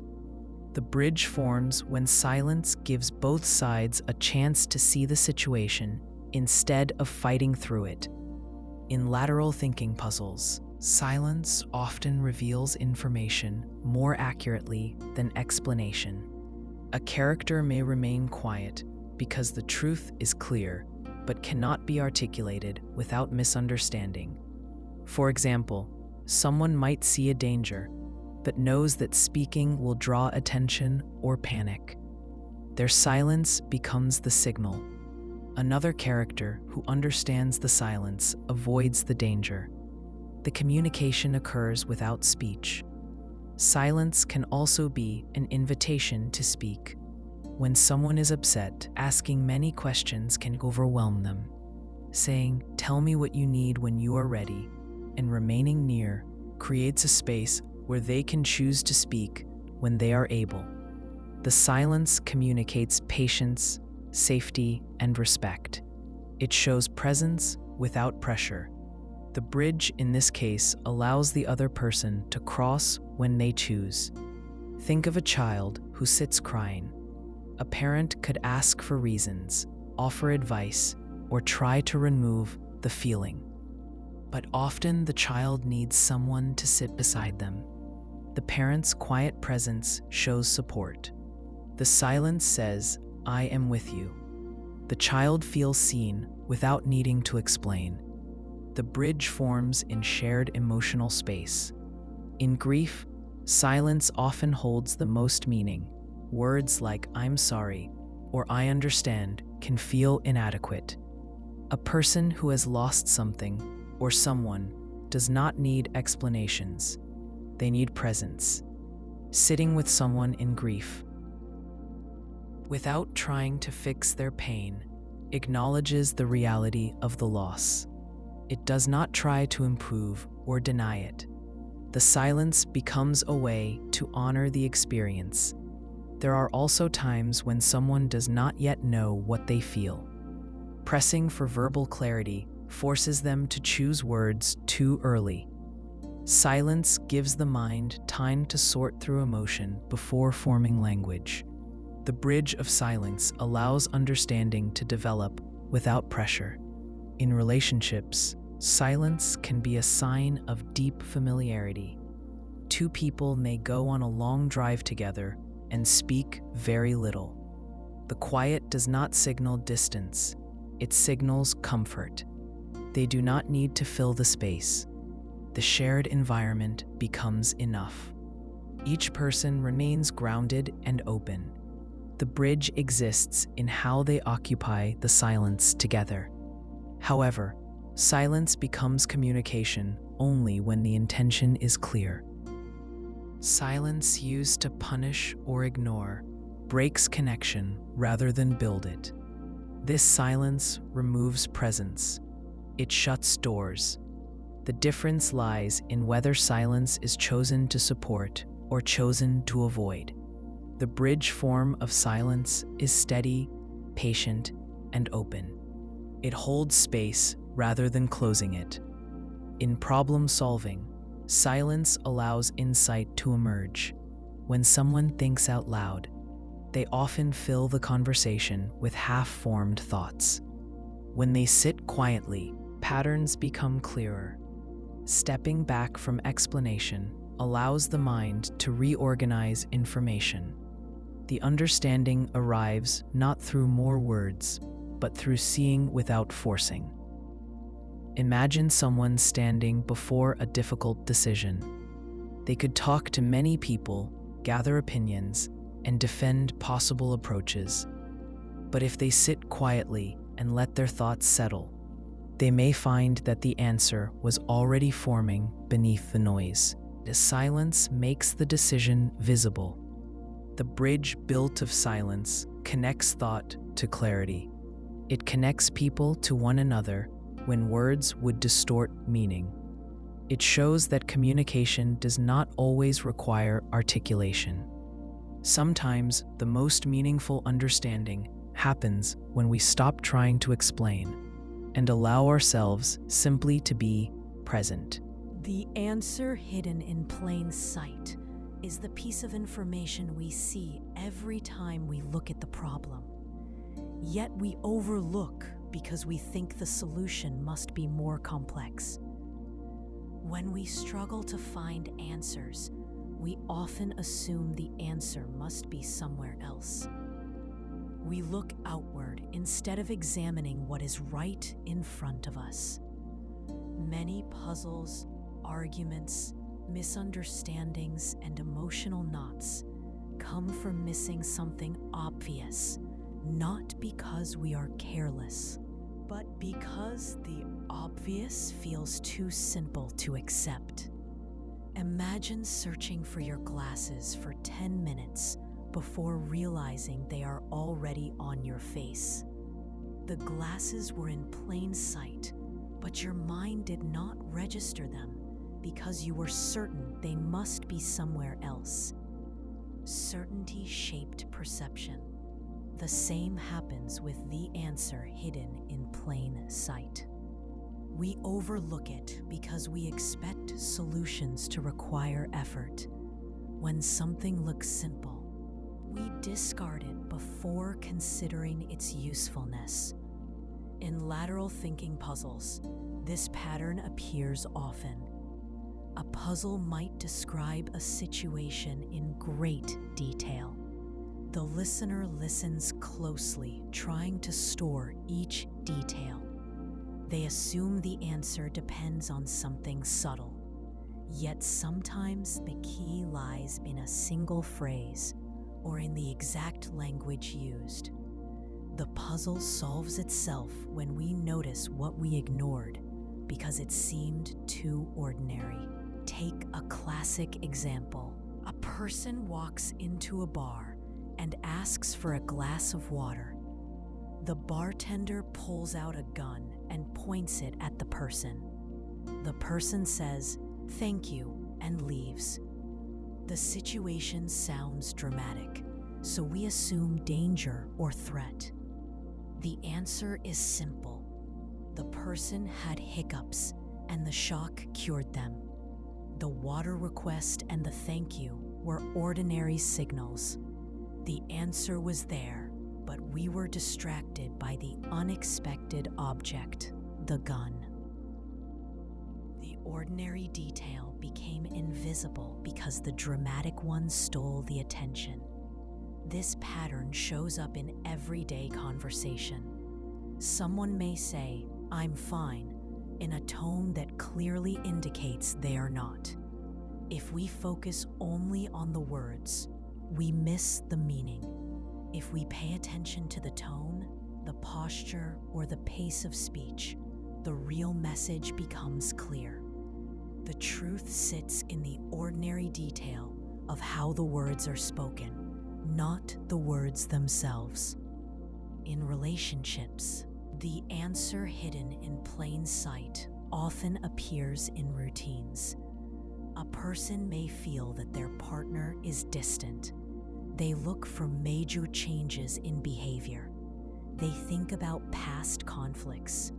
They search for psychological explanations. Yet the distance may come from something as simple as not having shared a meal without distractions for several weeks.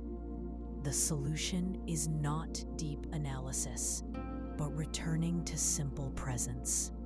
The overlooked detail was time spent without attention.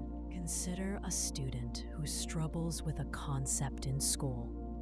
They reread the material many times. They assume the subject is complicated, but the misunderstanding might come from one definition they never fully grasped. By returning to the simple term and understanding it clearly, the entire topic becomes clear. The missing piece was not advanced, it was basic. The same idea appears in emotional understanding. Someone may say they do not know why they feel tired, sad, or anxious. They look for large reasons. Yet sometimes the cause is that they have not been sleeping well, eating regularly, or resting their mind. The answer is living in daily habits. It is not exciting, but it is true. The ordinary detail holds the explanation. In puzzles about escape or problem solving, the hidden answer might be the door that is already open, the tool already in the character's hand. or the rule that was never actually stated. The mind looks for restriction because it expects obstacles. When we stop expecting difficulty, we notice openings.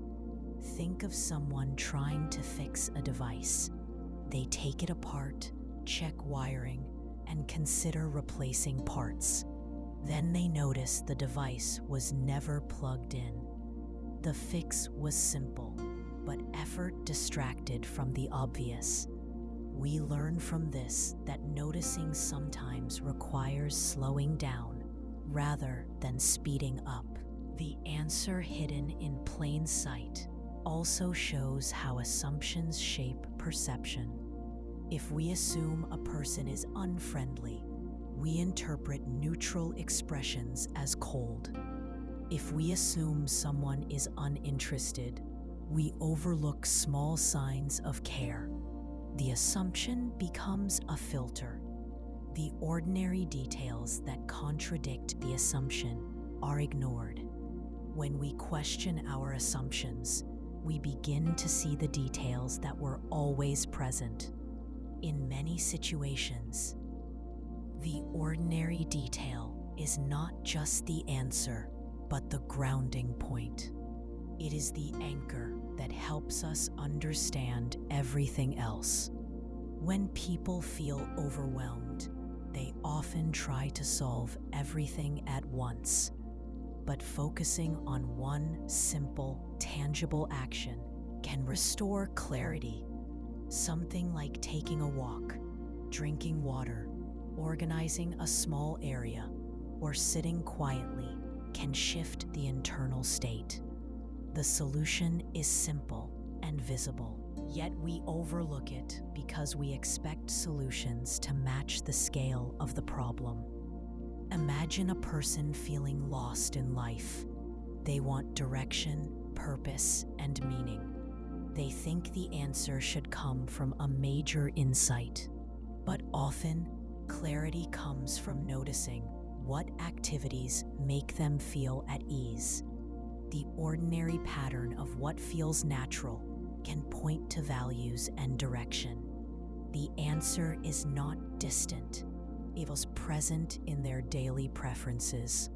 When solving puzzles, the answer in plain sight teaches patience. When living life, it teaches attention. Both require noticing what is already there, rather than searching for something hidden elsewhere. The ordinary holds meaning. The question is whether we allow ourselves to see it. The story told backwards does not change the facts. It changes the way the facts are understood. When we hear events in the usual order, we follow cause and effect. One thing leads to another. The story feels logical because it moves from beginning to middle to end. When the story is reversed, effect comes before cause. We see outcomes before we know how they formed. This shift in order can make something familiar appear new and strange. It shows that meaning depends not only on what happens, but on when we learn it. Imagine watching someone walk away from a house with tears in their eyes. You do not know why they are upset. You only see the result. If you watched the story forward, you might see the conversation, the misunderstanding, the moment emotions rose. But told backwards, the first thing you see is the emotion. The explanation comes later. This changes how you feel while watching. You begin with empathy rather than judgment. You see pain before reason. The sequence directs the interpretation. In many puzzles, telling a story backward reveals what was hidden by assumption. When we expect events to follow a certain order, we fill gaps with guesses. We assume motives, causes, and reasons based on what we already think we know. When the order is reversed, those assumptions are harder to make. We notice the details more. We ask, different questions. We see the events as separate pieces instead of one smooth path. Think of someone who wins an award. If we hear the story forward, we hear about their effort, their attempts, their setbacks, and then the moment of recognition. The ending feels earned. If we tell the story backward, we start with the award. We see the success before the struggle. The person may appear lucky or naturally gifted. Only when we move backward do we see the work that made the final moment possible. The backward telling exposes the invisible steps people often overlook. In personal reflection, the story told backward can show patterns that were hard to see while living them. A person may look at a difficult period and feel it was random or unfair. If they trace events backward, they may notice that certain choices led to others. They can see how one habit shaped a later situation. The story becomes clearer when viewed from the end. The backward view allows understanding of how things formed, not only how they felt in the moment. This approach appears in problem solving as well. When facing a complex situation, starting from the desired outcome and working backward can reveal steps that are not obvious when starting at the beginning. For example, if someone wants to rebuild trust in a relationship, starting at the beginning might feel overwhelming. But starting from the desired end, mutual respect, and open connection, they can ask, what conditions allow that? What conversations make space for it? What actions support it? The backward path leads to clear steps. It is a map that forms in reverse. The story told backward also helps when understanding others. If someone seems short-tempered or distant, we may respond to the behavior alone. But if we take the ending first, tiredness, fear, grief, confusion, and work backward, we can see how the behavior formed. We may realize the person is not trying to push others away, but is struggling with something internal. The backward story encourages patience. In puzzles, the backward approach often reveals misdirection. A mystery might describe a surprising result. If we ask how we got here instead of what happened next, the clues line up. The problem no longer confuses. The end point explains the path. There is a simple example. A person enters a room that appears empty. They call out and hear no response. They leave. Later, we learn another person was there the whole time. Told forward, this seems odd. Told backward, we understand the second person stayed silent on purpose. The silence was the choice. The choice shapes the story. Even everyday activities can be seen differently when reversed. Think of making a meal. Forward, we gather ingredients, prepare them, cook, and then eat. Backward, we begin with nourishment. We see the meal as care. The act of cooking becomes a gesture instead of a task. The meaning shifts because the sequence of understanding changes. In emotional healing, the story told backward can allow forgiveness. When we start with the harm, we feel the weight. If we move back through the steps, we may see confusion, fear, or misunderstanding, not intent to cause pain. The backward path does not excuse the harm, but it explains it. Understanding grows where blame once sat. In memory, stories often play backward. A scent, a song, or a familiar place triggers an emotion. The emotion arrives first. The memory follows. The backward recall shows how strongly feelings lead thought. The mind often organizes experiences by emotional impact, not chronology. The story told backward asks us to slow down and pay attention. It teaches that meaning is not fixed. It changes depending on how we enter the narrative. By starting at the end, we learn how the end was shaped. We see the structure behind the result.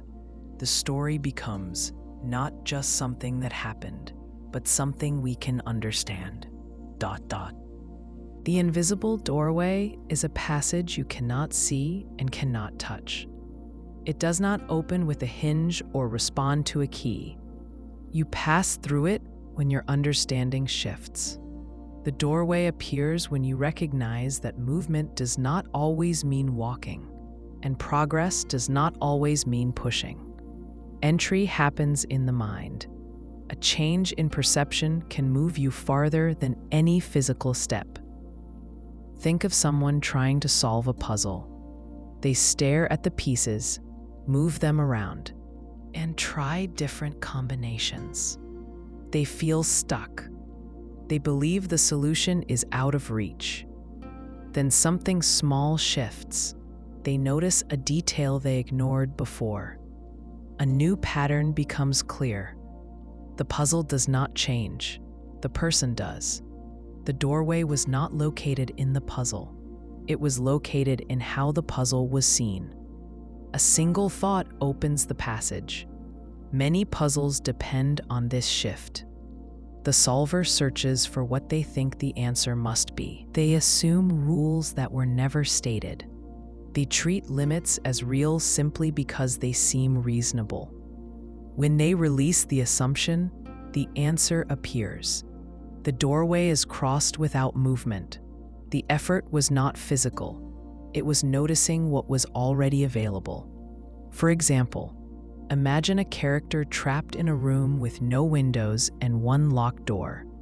The puzzle says the character leaves the room without breaking anything or unlocking the door. Many people picture physical solutions. They consider tunnels, trapdoors, or hidden exits.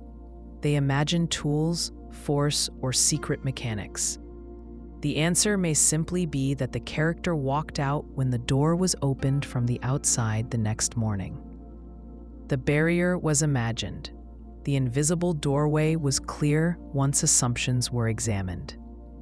In everyday life, invisible doorways show up when habits shape perception. A person may feel they cannot speak up in a conversation. They assume others will reject or dismiss their words. The silence becomes a wall. Yet the moment they decide to speak, even quietly, the wall dissolves. The situation was not blocked by others. It was blocked by belief. The passage was there the whole time. Another example appears in creative work. Someone wants to write, paint, or design, but they tell themselves they must wait for inspiration. They feel that creativity will show up in a flash. This belief keeps them from starting. The invisible doorway is recognizing that action creates inspiration, not the other way around. When they begin, even without clarity, the ideas follow. The doorway opens when they allow themselves to begin without certainty. This also appears in emotional understanding. A person may hold on to guilt or regret because they believe they cannot forgive themselves. They feel locked in the past. The doorway appears when they recognize that forgiveness is not a feeling that arrives on its own. It is a decision to stop repeating the same internal judgment. The movement happens inside. The external circumstances stay the same, but the internal landscape shifts. The person steps through a doorway no one else can see. In relationships, invisible doorways appear in moments of vulnerability. Two people may care deeply for one another, yet fear being misunderstood or rejected. They wait for a sign that the other person is safe to open to. Both wait, both assume. The doorway appears when one person speaks honestly first. The connection changes without either person moving. The shift happens in shared understanding, not in location or action. Sometimes the invisible doorway takes the form of a reframe. A difficult task may feel heavy. A person may avoid it because they see it as a burden. When they shift their view and see the task as practice or investment or expression of care, the weight changes. The doorway leads to the same room, but the room no longer feels confining. There are also invisible doorways in conflict. Two people may argue about details without recognizing the emotional need beneath the disagreement. When one person stops focusing on the surface issue and instead says, "I want us to understand each other," the tone changes. The conversation enters a different space. No physical movement occurred, yet both people crossed into a more open area. In puzzles of logic or design, the invisible doorway often appears when the solver steps back. Instead of trying harder, they observe more closely. They notice the shape of the problem rather than the pieces. This pause allows clarity. It is not about force, it is about awareness. Imagine someone walking through a maze. They keep turning left and right, trying to find the exit. They become frustrated. If they stop and climb a ladder to look at the maze from above, the solution becomes obvious. But the ladder was there the entire time.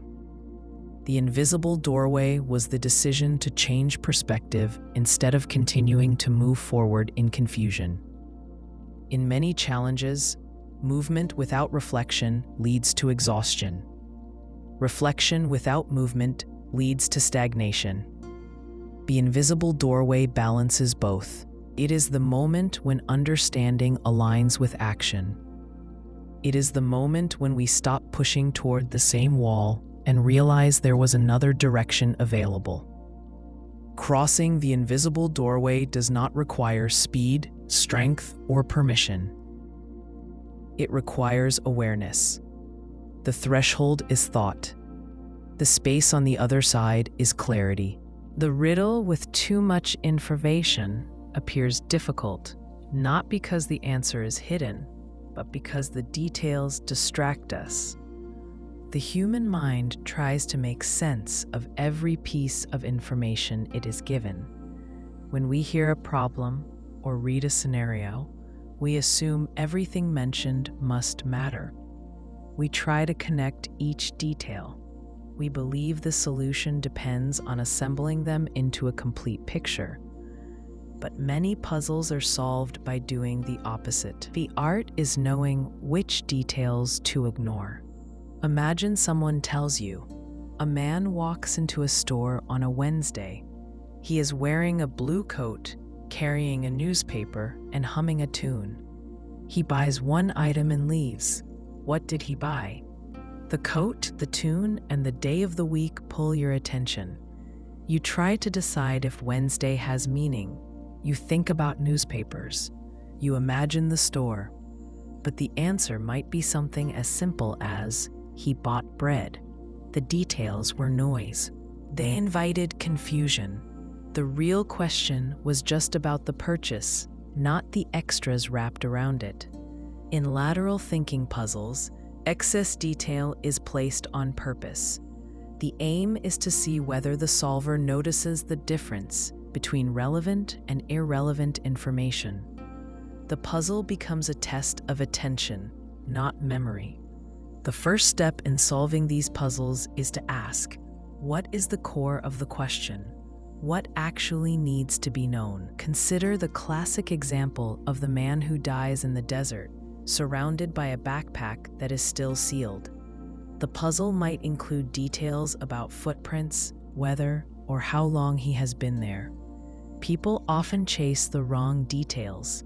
The key is noticing that the backpack being sealed is the important part. The man had a parachute that did not open. All other details are noise. The riddle provides more information than needed because we assume complexity equals importance. This pattern appears in daily life. A person may overthink a problem at work. They gather documents, reread emails, and analyze tone. They look at small phrases and wonder what someone meant. Yet the real issue might be clear if they ask one direct question to one person. The extra information causes delay, not clarity. Information is not always helpful. More data does not always equal more understanding. Sometimes it creates fog.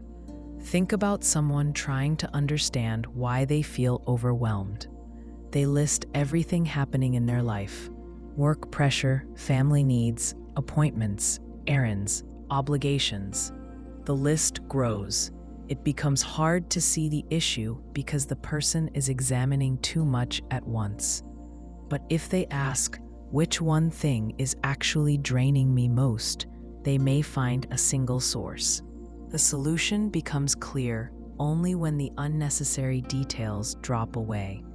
In conversations, people often misunderstand each other because they fixate on one phrase or tone and ignore the overall message. A person might say something direct, but also include a few awkward words. The listener may latch onto the awkwardness and miss the meaning. The information that matters gets buried under information that distracts.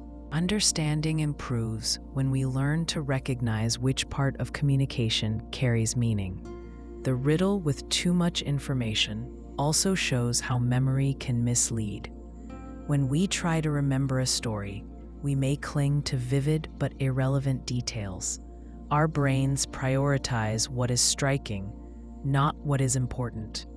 A puzzle that includes a bright red door may cause the solver to obsess over the color red, even if the door is not relevant at all. The detail stands out, so we assume it must carry meaning. But standing out and mattering are different things. This challenge also appears in decision-making. Someone may gather opinions from many people, watch videos, search articles, and build charts before making a choice. They become weighed down not by uncertainty, but by quantity. The essential question gets lost. The decision becomes easier when they ask what they value most in the situation. The details fall away when the core becomes clear. There is an old teaching exercise used in psychology classes. A paragraph describes a person with many traits, habits, and preferences. At the end, the teacher asks, "What is their job?" Students argue about personality details. Then they realize the job was in the first sentence. The rest was noise. The puzzle teaches that attention must be selective. This kind of selective attention also supports emotional clarity. Someone may replay a conversation in their mind, examining every word. They worry about small phrases, gestures, pauses. But the question that matters is often simple. Did I speak honestly, or was I respectful? The smaller details can be ignored. They do not change the answer. Picture a maze.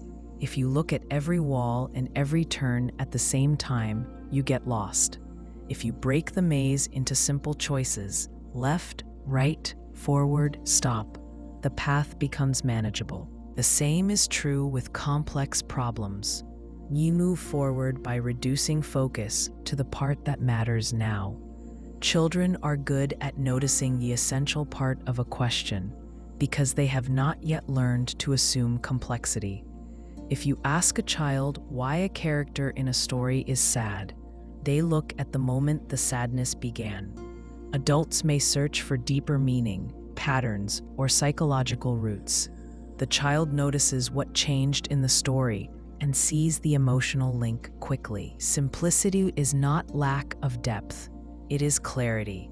The riddle with too much information also applies to how we interpret ourselves. A person might say, "I don't know who I am," because they look at all the roles they play in life. They list job titles, social identities, skills, and expectations. The list grows until identity feels unclear. The answer becomes visible when the person focuses on what they care about most consistently. The noise fades when value is recognized. When solving a puzzle or a problem, one helpful question is, if I removed everything but one detail, which detail would remain necessary? The necessary detail is the key. Everything else can be released. The puzzle becomes simple when the mind stops trying to make every detail meaningful. A riddle with too much information points us toward a useful skill, recognizing that not every part of a situation deserves attention. The challenge is not to see more, it is to see less. But more accurately, the answer is often already there. The work is learning what to ignore. The mirror that lies does not change the surface of the image it reflects. It changes how we understand what we see. When a person stands before a mirror, they expect accuracy. They expect the reflection to show truth. Yet perception is not neutral.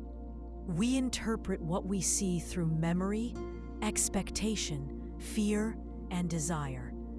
The mirror reflects the body, but the mind supplies the meaning. When we see only what we expect, we do not see what is actually there. Imagine someone who has always believed they are awkward. When they look at themselves, they search for signs of awkwardness. They watch how they move, how they stand, how their clothes fit. The mirror shows an ordinary person, but the person sees a flaw that does not exist. The belief shapes the perception. The mirror reflects light, but the mind reflects self-judgment. The image becomes distorted without the glass changing at all. This happens in many areas of life. People often interpret situations not as they are, but as they think they must be. A slight pause in conversation becomes rejection. A neutral expression becomes disapproval. A delay in response becomes proof of indifference. None of these interpretations may be true. They arise because the person expects them. The mirror lies because the mind has already decided what it will see before the reflection appears. In lateral thinking puzzles, the mirror that lies can be seen when the solver assumes something that was never stated. A puzzle may say, a man lives on the 10th floor and takes the elevator to the 7th floor on his way home. Many assume something must be wrong with the elevator, or that the man has a strange reason. They see complexity because they expect complexity. The answer is simple. The man is short and cannot reach the higher button. The assumption created the confusion. The mirror reflected the expectation, not the situation. The same pattern appears in relationships. A person may believe others do not value them. Because of this belief, they interpret kindness as politeness and support as obligation. They downplay positive experiences and magnify negative ones. The relationship does not cause the belief. The belief shapes the relationship. The mirror lies by showing only what aligns with the expectation. Consider someone learning a new skill. At the beginning, progress is uneven. Mistakes occur often. If the person expects failure, every mistake becomes proof they cannot learn. The errors fill the mirror. The improvements remain unnoticed because the person does not expect to see them. If the expectation shifts to patience instead of judgment, the same mirror reveals growth. The mind does not always lie on purpose. It tries to reduce uncertainty. It uses familiar patterns to interpret new information. If someone has experienced criticism in the past, they expect criticism in the present.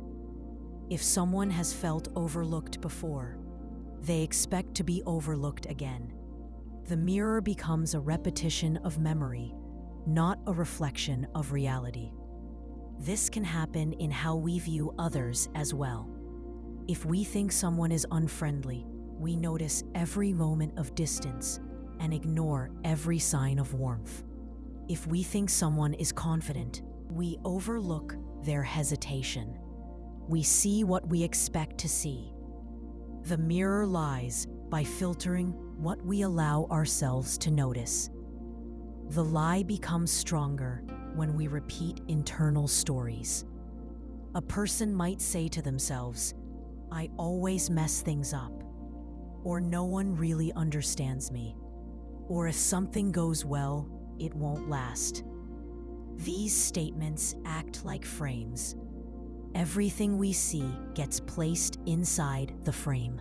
The mirror reflects back the same message, not because the reflection is accurate, but because the frame narrows the view.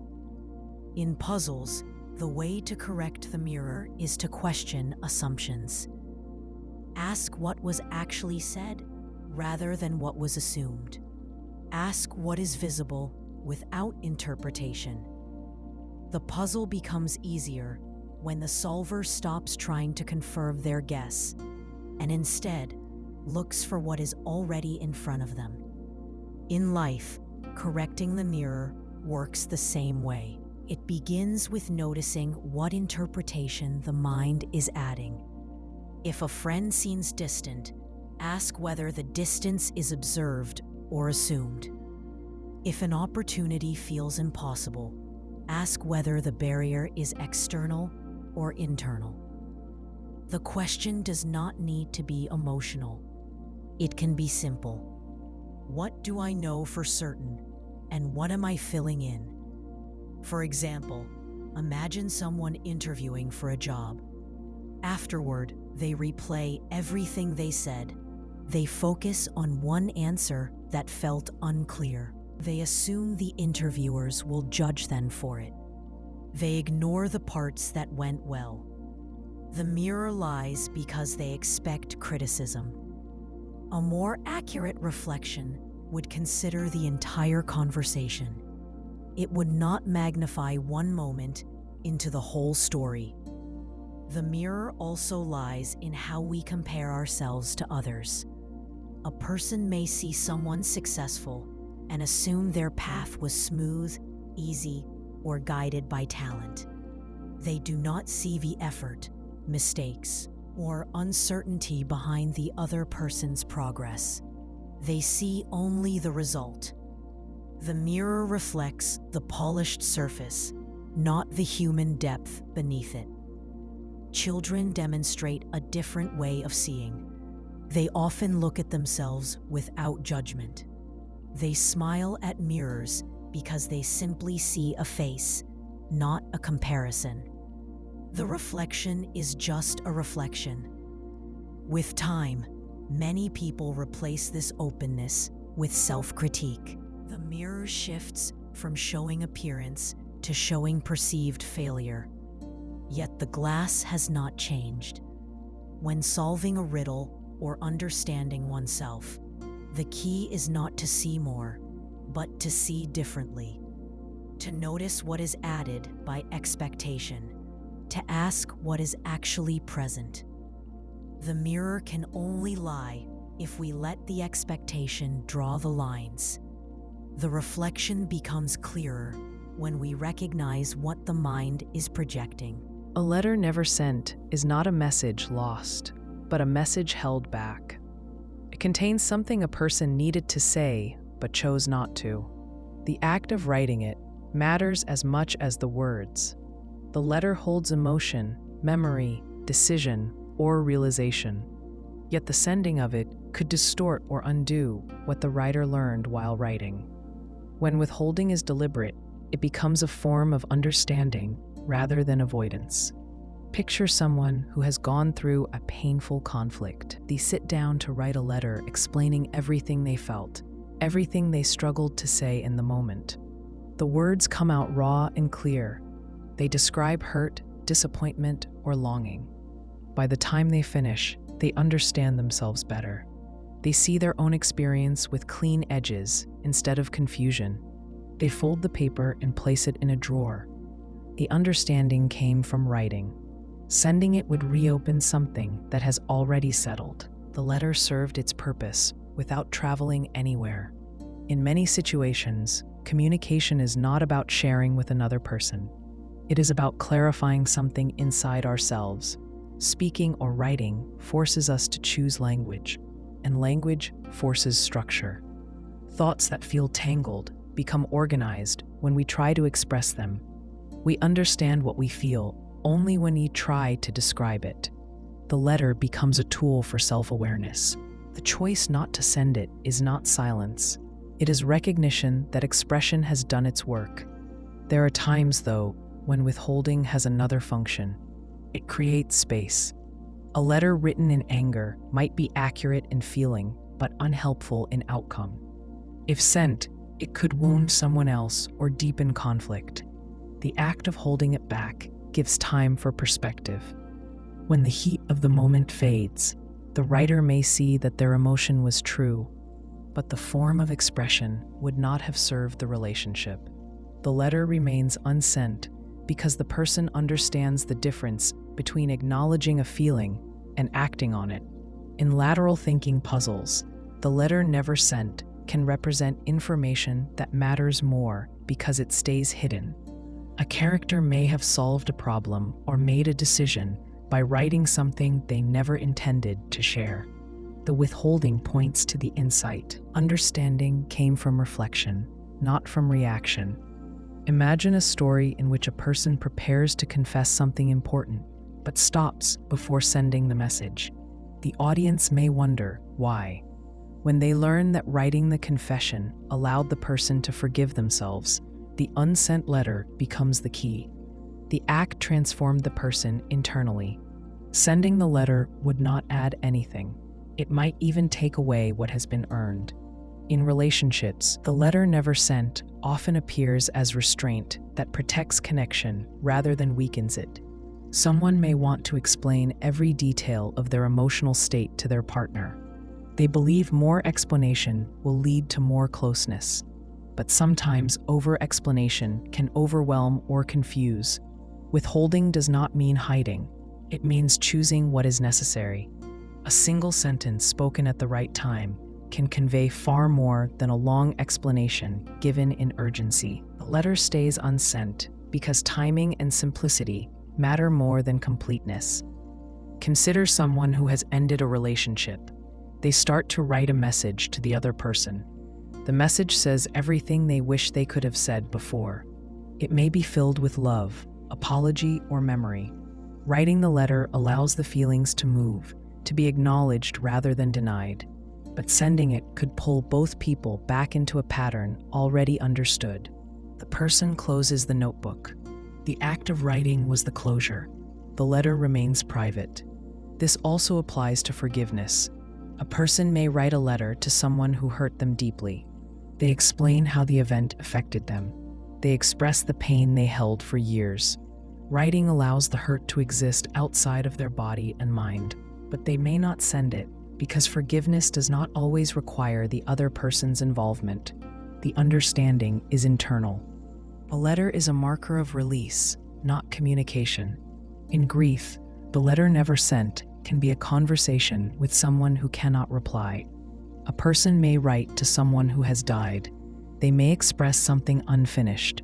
The letter becomes a way to stay connected while also allowing life to continue. The purpose is presence, not response. The withholding is part of accepting that the relationship now exists in memory rather than interaction. There are more ordinary moments when withholding leads to understanding. Someone may draft a message asking for reassurance. They feel uncertain and want someone else to tell them they are doing well. They type the message but pause before sending. They ask themselves instead what answer they hope to receive. The moment of questioning reveals something. They already know the reassurance cannot come from outside. They delete the message. The letter did its work by not leaving their hands. The letter never sent teaches another form of attention. It shows the difference between impulse and clarity. When emotion rises, communication can be driven by urgency. The feeling says, say it now, explain everything, release the weight. But language shaped in urgency often loses accuracy. The letter becomes a container. It holds the emotion while the person waits for the emotion to settle. Once settled, the person can see the situation as it is rather than only as it felt. The unsent letter is not a failure to communicate. It is communication directed inward. It is a conversation between the person and their own experience. Once written, the person understands something they did not understand before. The withholding is deliberate.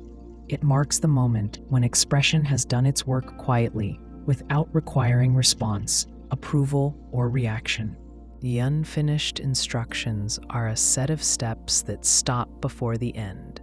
They leave gaps where the reader must make a choice or supply understanding on their own. The value of these incomplete directions is not in what they say, but in what they ask the person to notice. When instructions are unfinished, the person must rely on intuition. They must fill in meaning through awareness rather than being guided through every detail. This is not a flaw. It is the point. Consider a child assembling a simple toy. The box may come with a diagram that shows only half the steps, a picture of a wheel attached to an axle, but no text explaining how.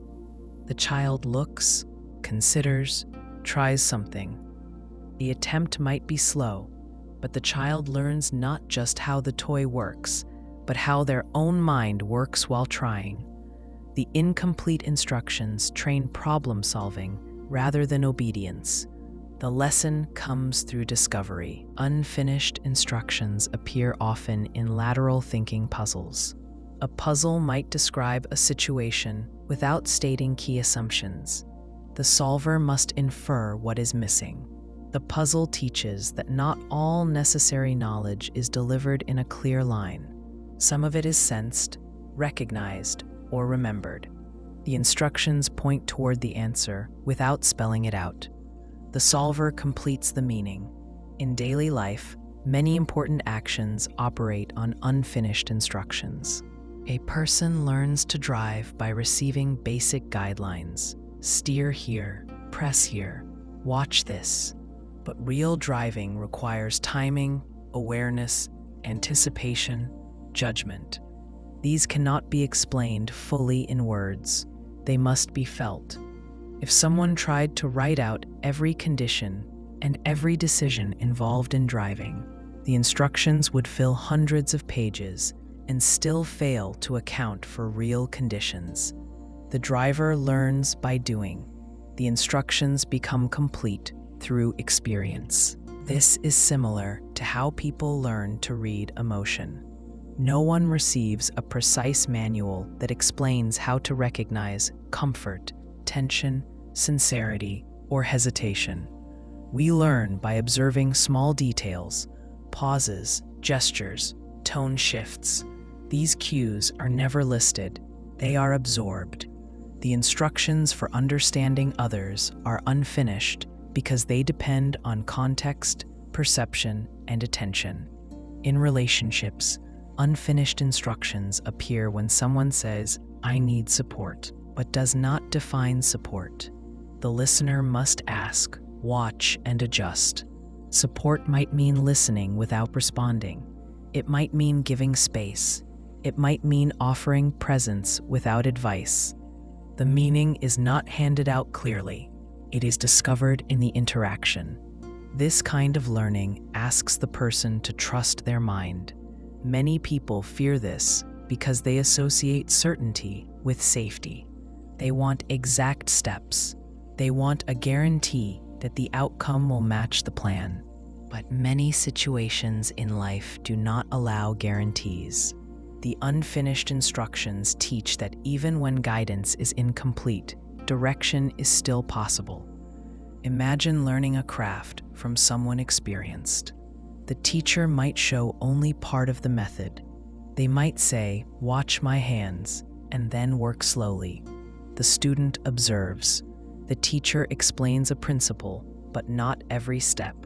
The teacher knows that too much instruction can interfere. If every step is described in detail, the student becomes dependent on instruction and does not learn to see. When instructions are unfinished, the student learns to notice movement, pressure, alignment. The skill becomes embodied rather than memorized. This applies to emotional growth as well. Someone might learn resilience not because they were told how to handle every challenge, but because they faced uncertainty and discovered they could meet it. The instructions for resilience are incomplete because life cannot be predicted. The person completes them by living. In puzzles, the unfinished instructions force the mind to work differently. If a puzzle said exactly what to do, it would not be a puzzle.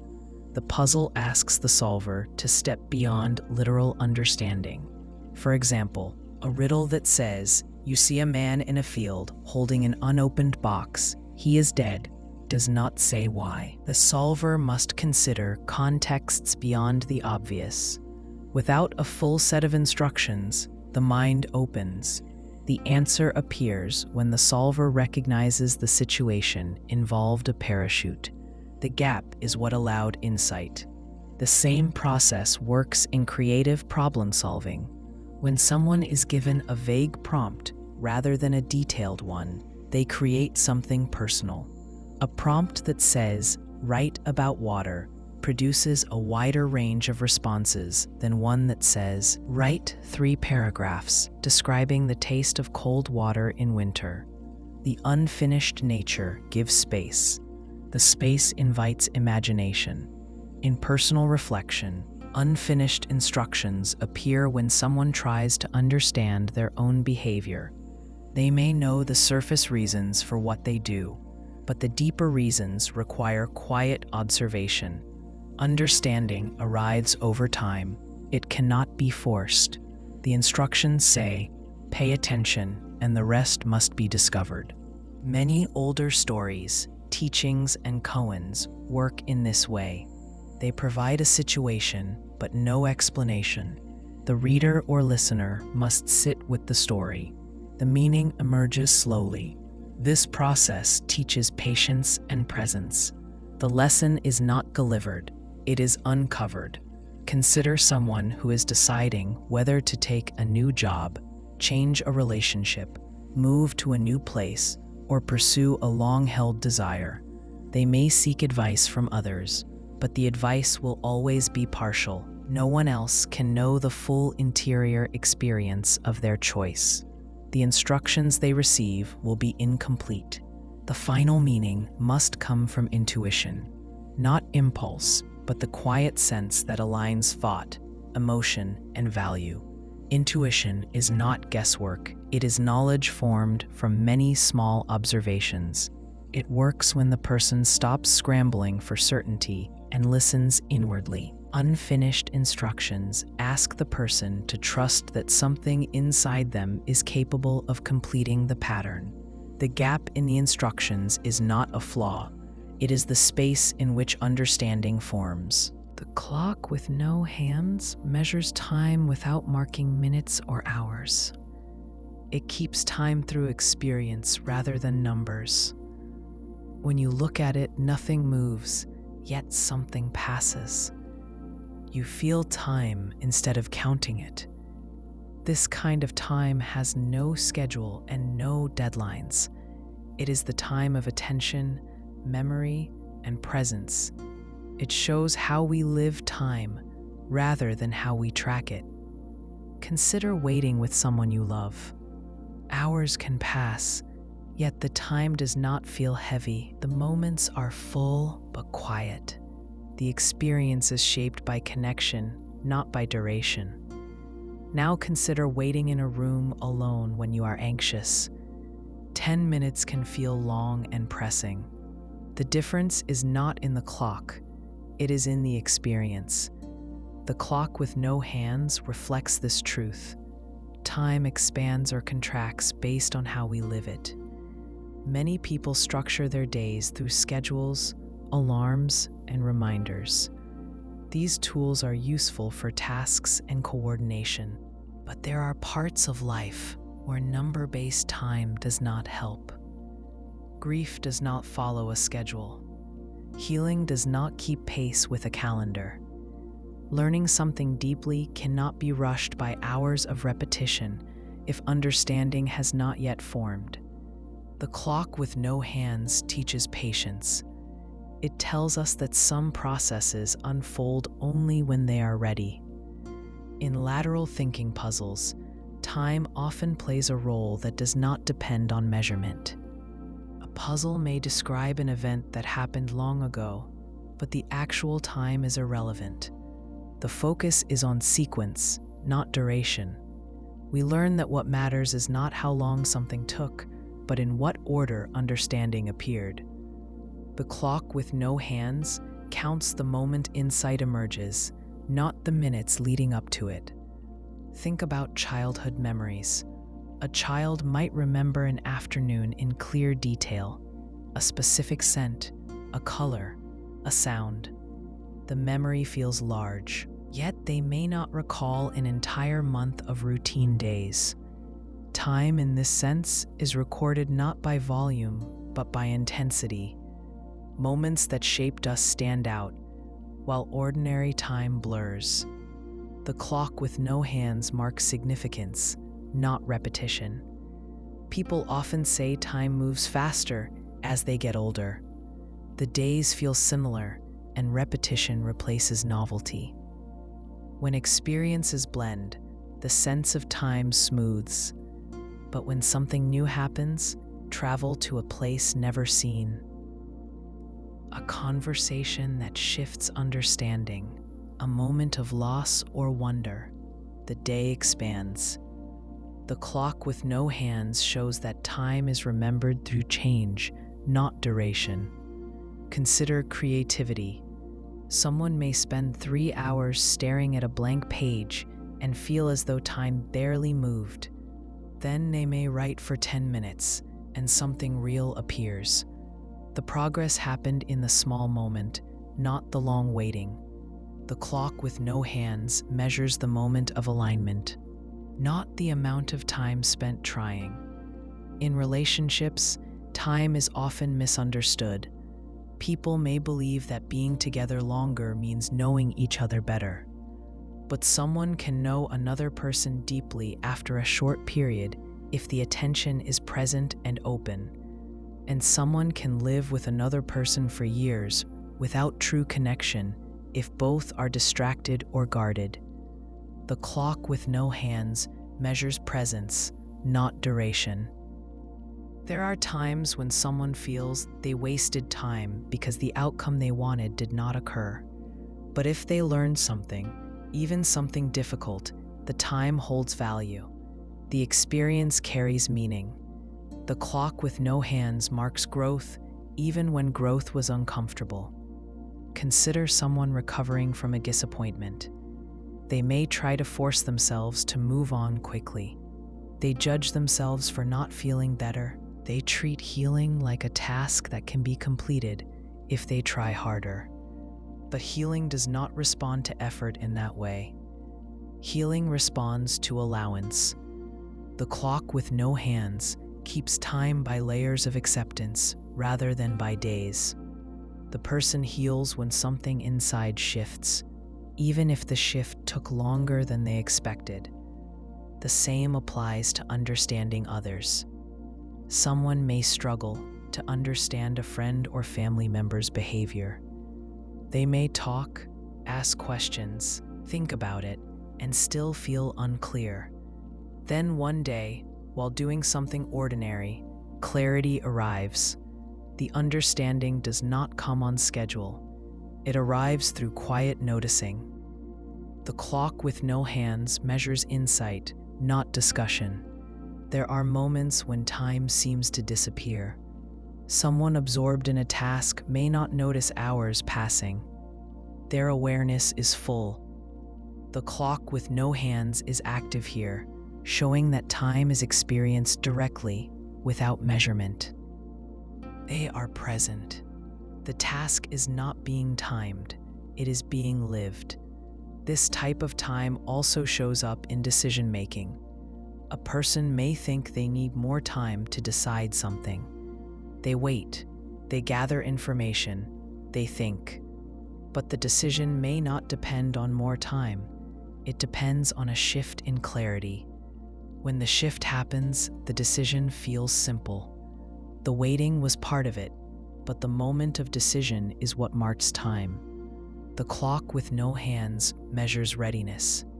In conversation, silence can open time rather than fill it. When silence is allowed, the pace slows. People hear their own thoughts. They hear each other. No one pushes to move forward. The understanding that appears in the quiet is part of the time being lived. The clock with no hands keeps time through attention. Imagine someone standing outside at night, looking at the sky. They are not waiting for anything. They are simply there. Time is not being measured. It is being experienced. The moment has depth, not length. The clock with no hands tells this kind of time. The ordinary clock will continue doing what it does. It is reliable. It is needed. But the clock with no hands shows the time that matters in another way. It reminds us that not everything meaningful can be counted. It teaches that the lived experience of time shapes us more than the number of hours we pass through. The sound you didn't hear is often more important than the sounds that filled the space. Silence or absence can hold meaning that spoken words cannot. When something is missing, withheld, or noticeably quiet, it draws attention to what is unsaid. The quietest detail is easy to overlook because it asks for listening rather than reacting. It requires stillness. But if you learn to notice what is silent, you begin to understand situations in a clearer and more accurate way. The truth appears not through noise, but through its gaps. Imagine two people in a conversation. One person speaks at length, explaining their point and repeating their reasoning. The other person listens and says only a few words. If you focus only on the speaker's voice, you may think the speaker is leading the conversation. But if you pay attention to the silence of the listener, you may notice something else. Their silence could be a sign of disagreement, contemplation, disappointment, or emotional weight. The listener's quiet is not empty. It communicates something the speaker is not hearing. The truth sits in the sound that is missing. In many situations, we tend to focus on what is obvious. We listen for strong statements, clear directions, or emotional expression. But often, the most revealing part of a message is what someone does not say.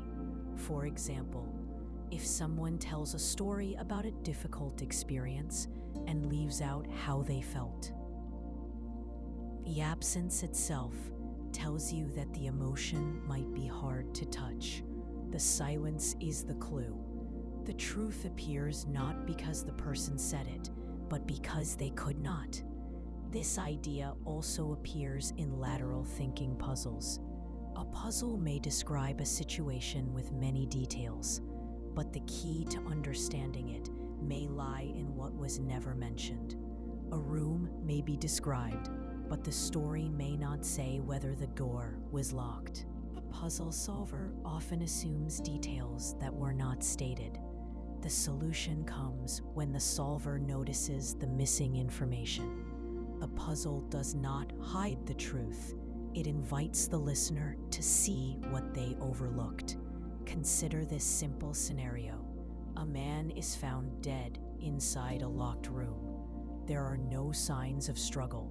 People search for clues, tools, footprints, or hidden entrances. They look for evidence of another person, but the puzzle never said someone else was involved. The missing sound is the clue that tells the truth. The silence around an attacker reveals that there was no attacker. The man may have taken his own life. The absence is the answer. In emotional situations, the quiet detail often holds the core of the experience. A person might say they are fine, but they stop making eye contact. Their voice becomes softer. Their responses become shorter.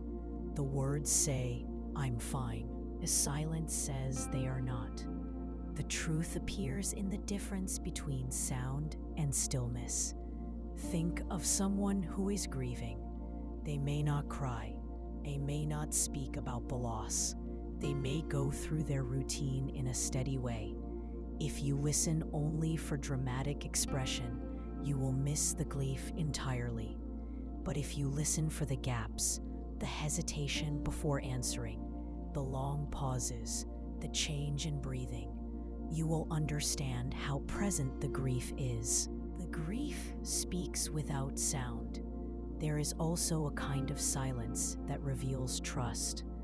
Two people can sit together without speaking and still feel connected. The shared quiet communicates comfort. The truth is that they do not need to fill the space. The sound you didn't hear is a sign of closeness. In this case, silence is not absence, it is presence. On the other hand, silence can reveal distance. If someone once spoke freely and now speaks less, the change matters. The difference between what used to be and what is now can tell more than any explanation. When someone stops laughing where they once laughed, stops sharing where they once shared, or stops asking questions when they once cared, the silence speaks. The quietest shift can signal the beginning of something that the person cannot yet explain in words. We learn to hear these details through practice. The key is to notice patterns. Noticing does not mean guessing. It means observing what changes and what does not. The sound you didn't hear shows itself in the contrast. It appears when you compare what was expected with what actually happened. Even in daily interactions, silence directs understanding.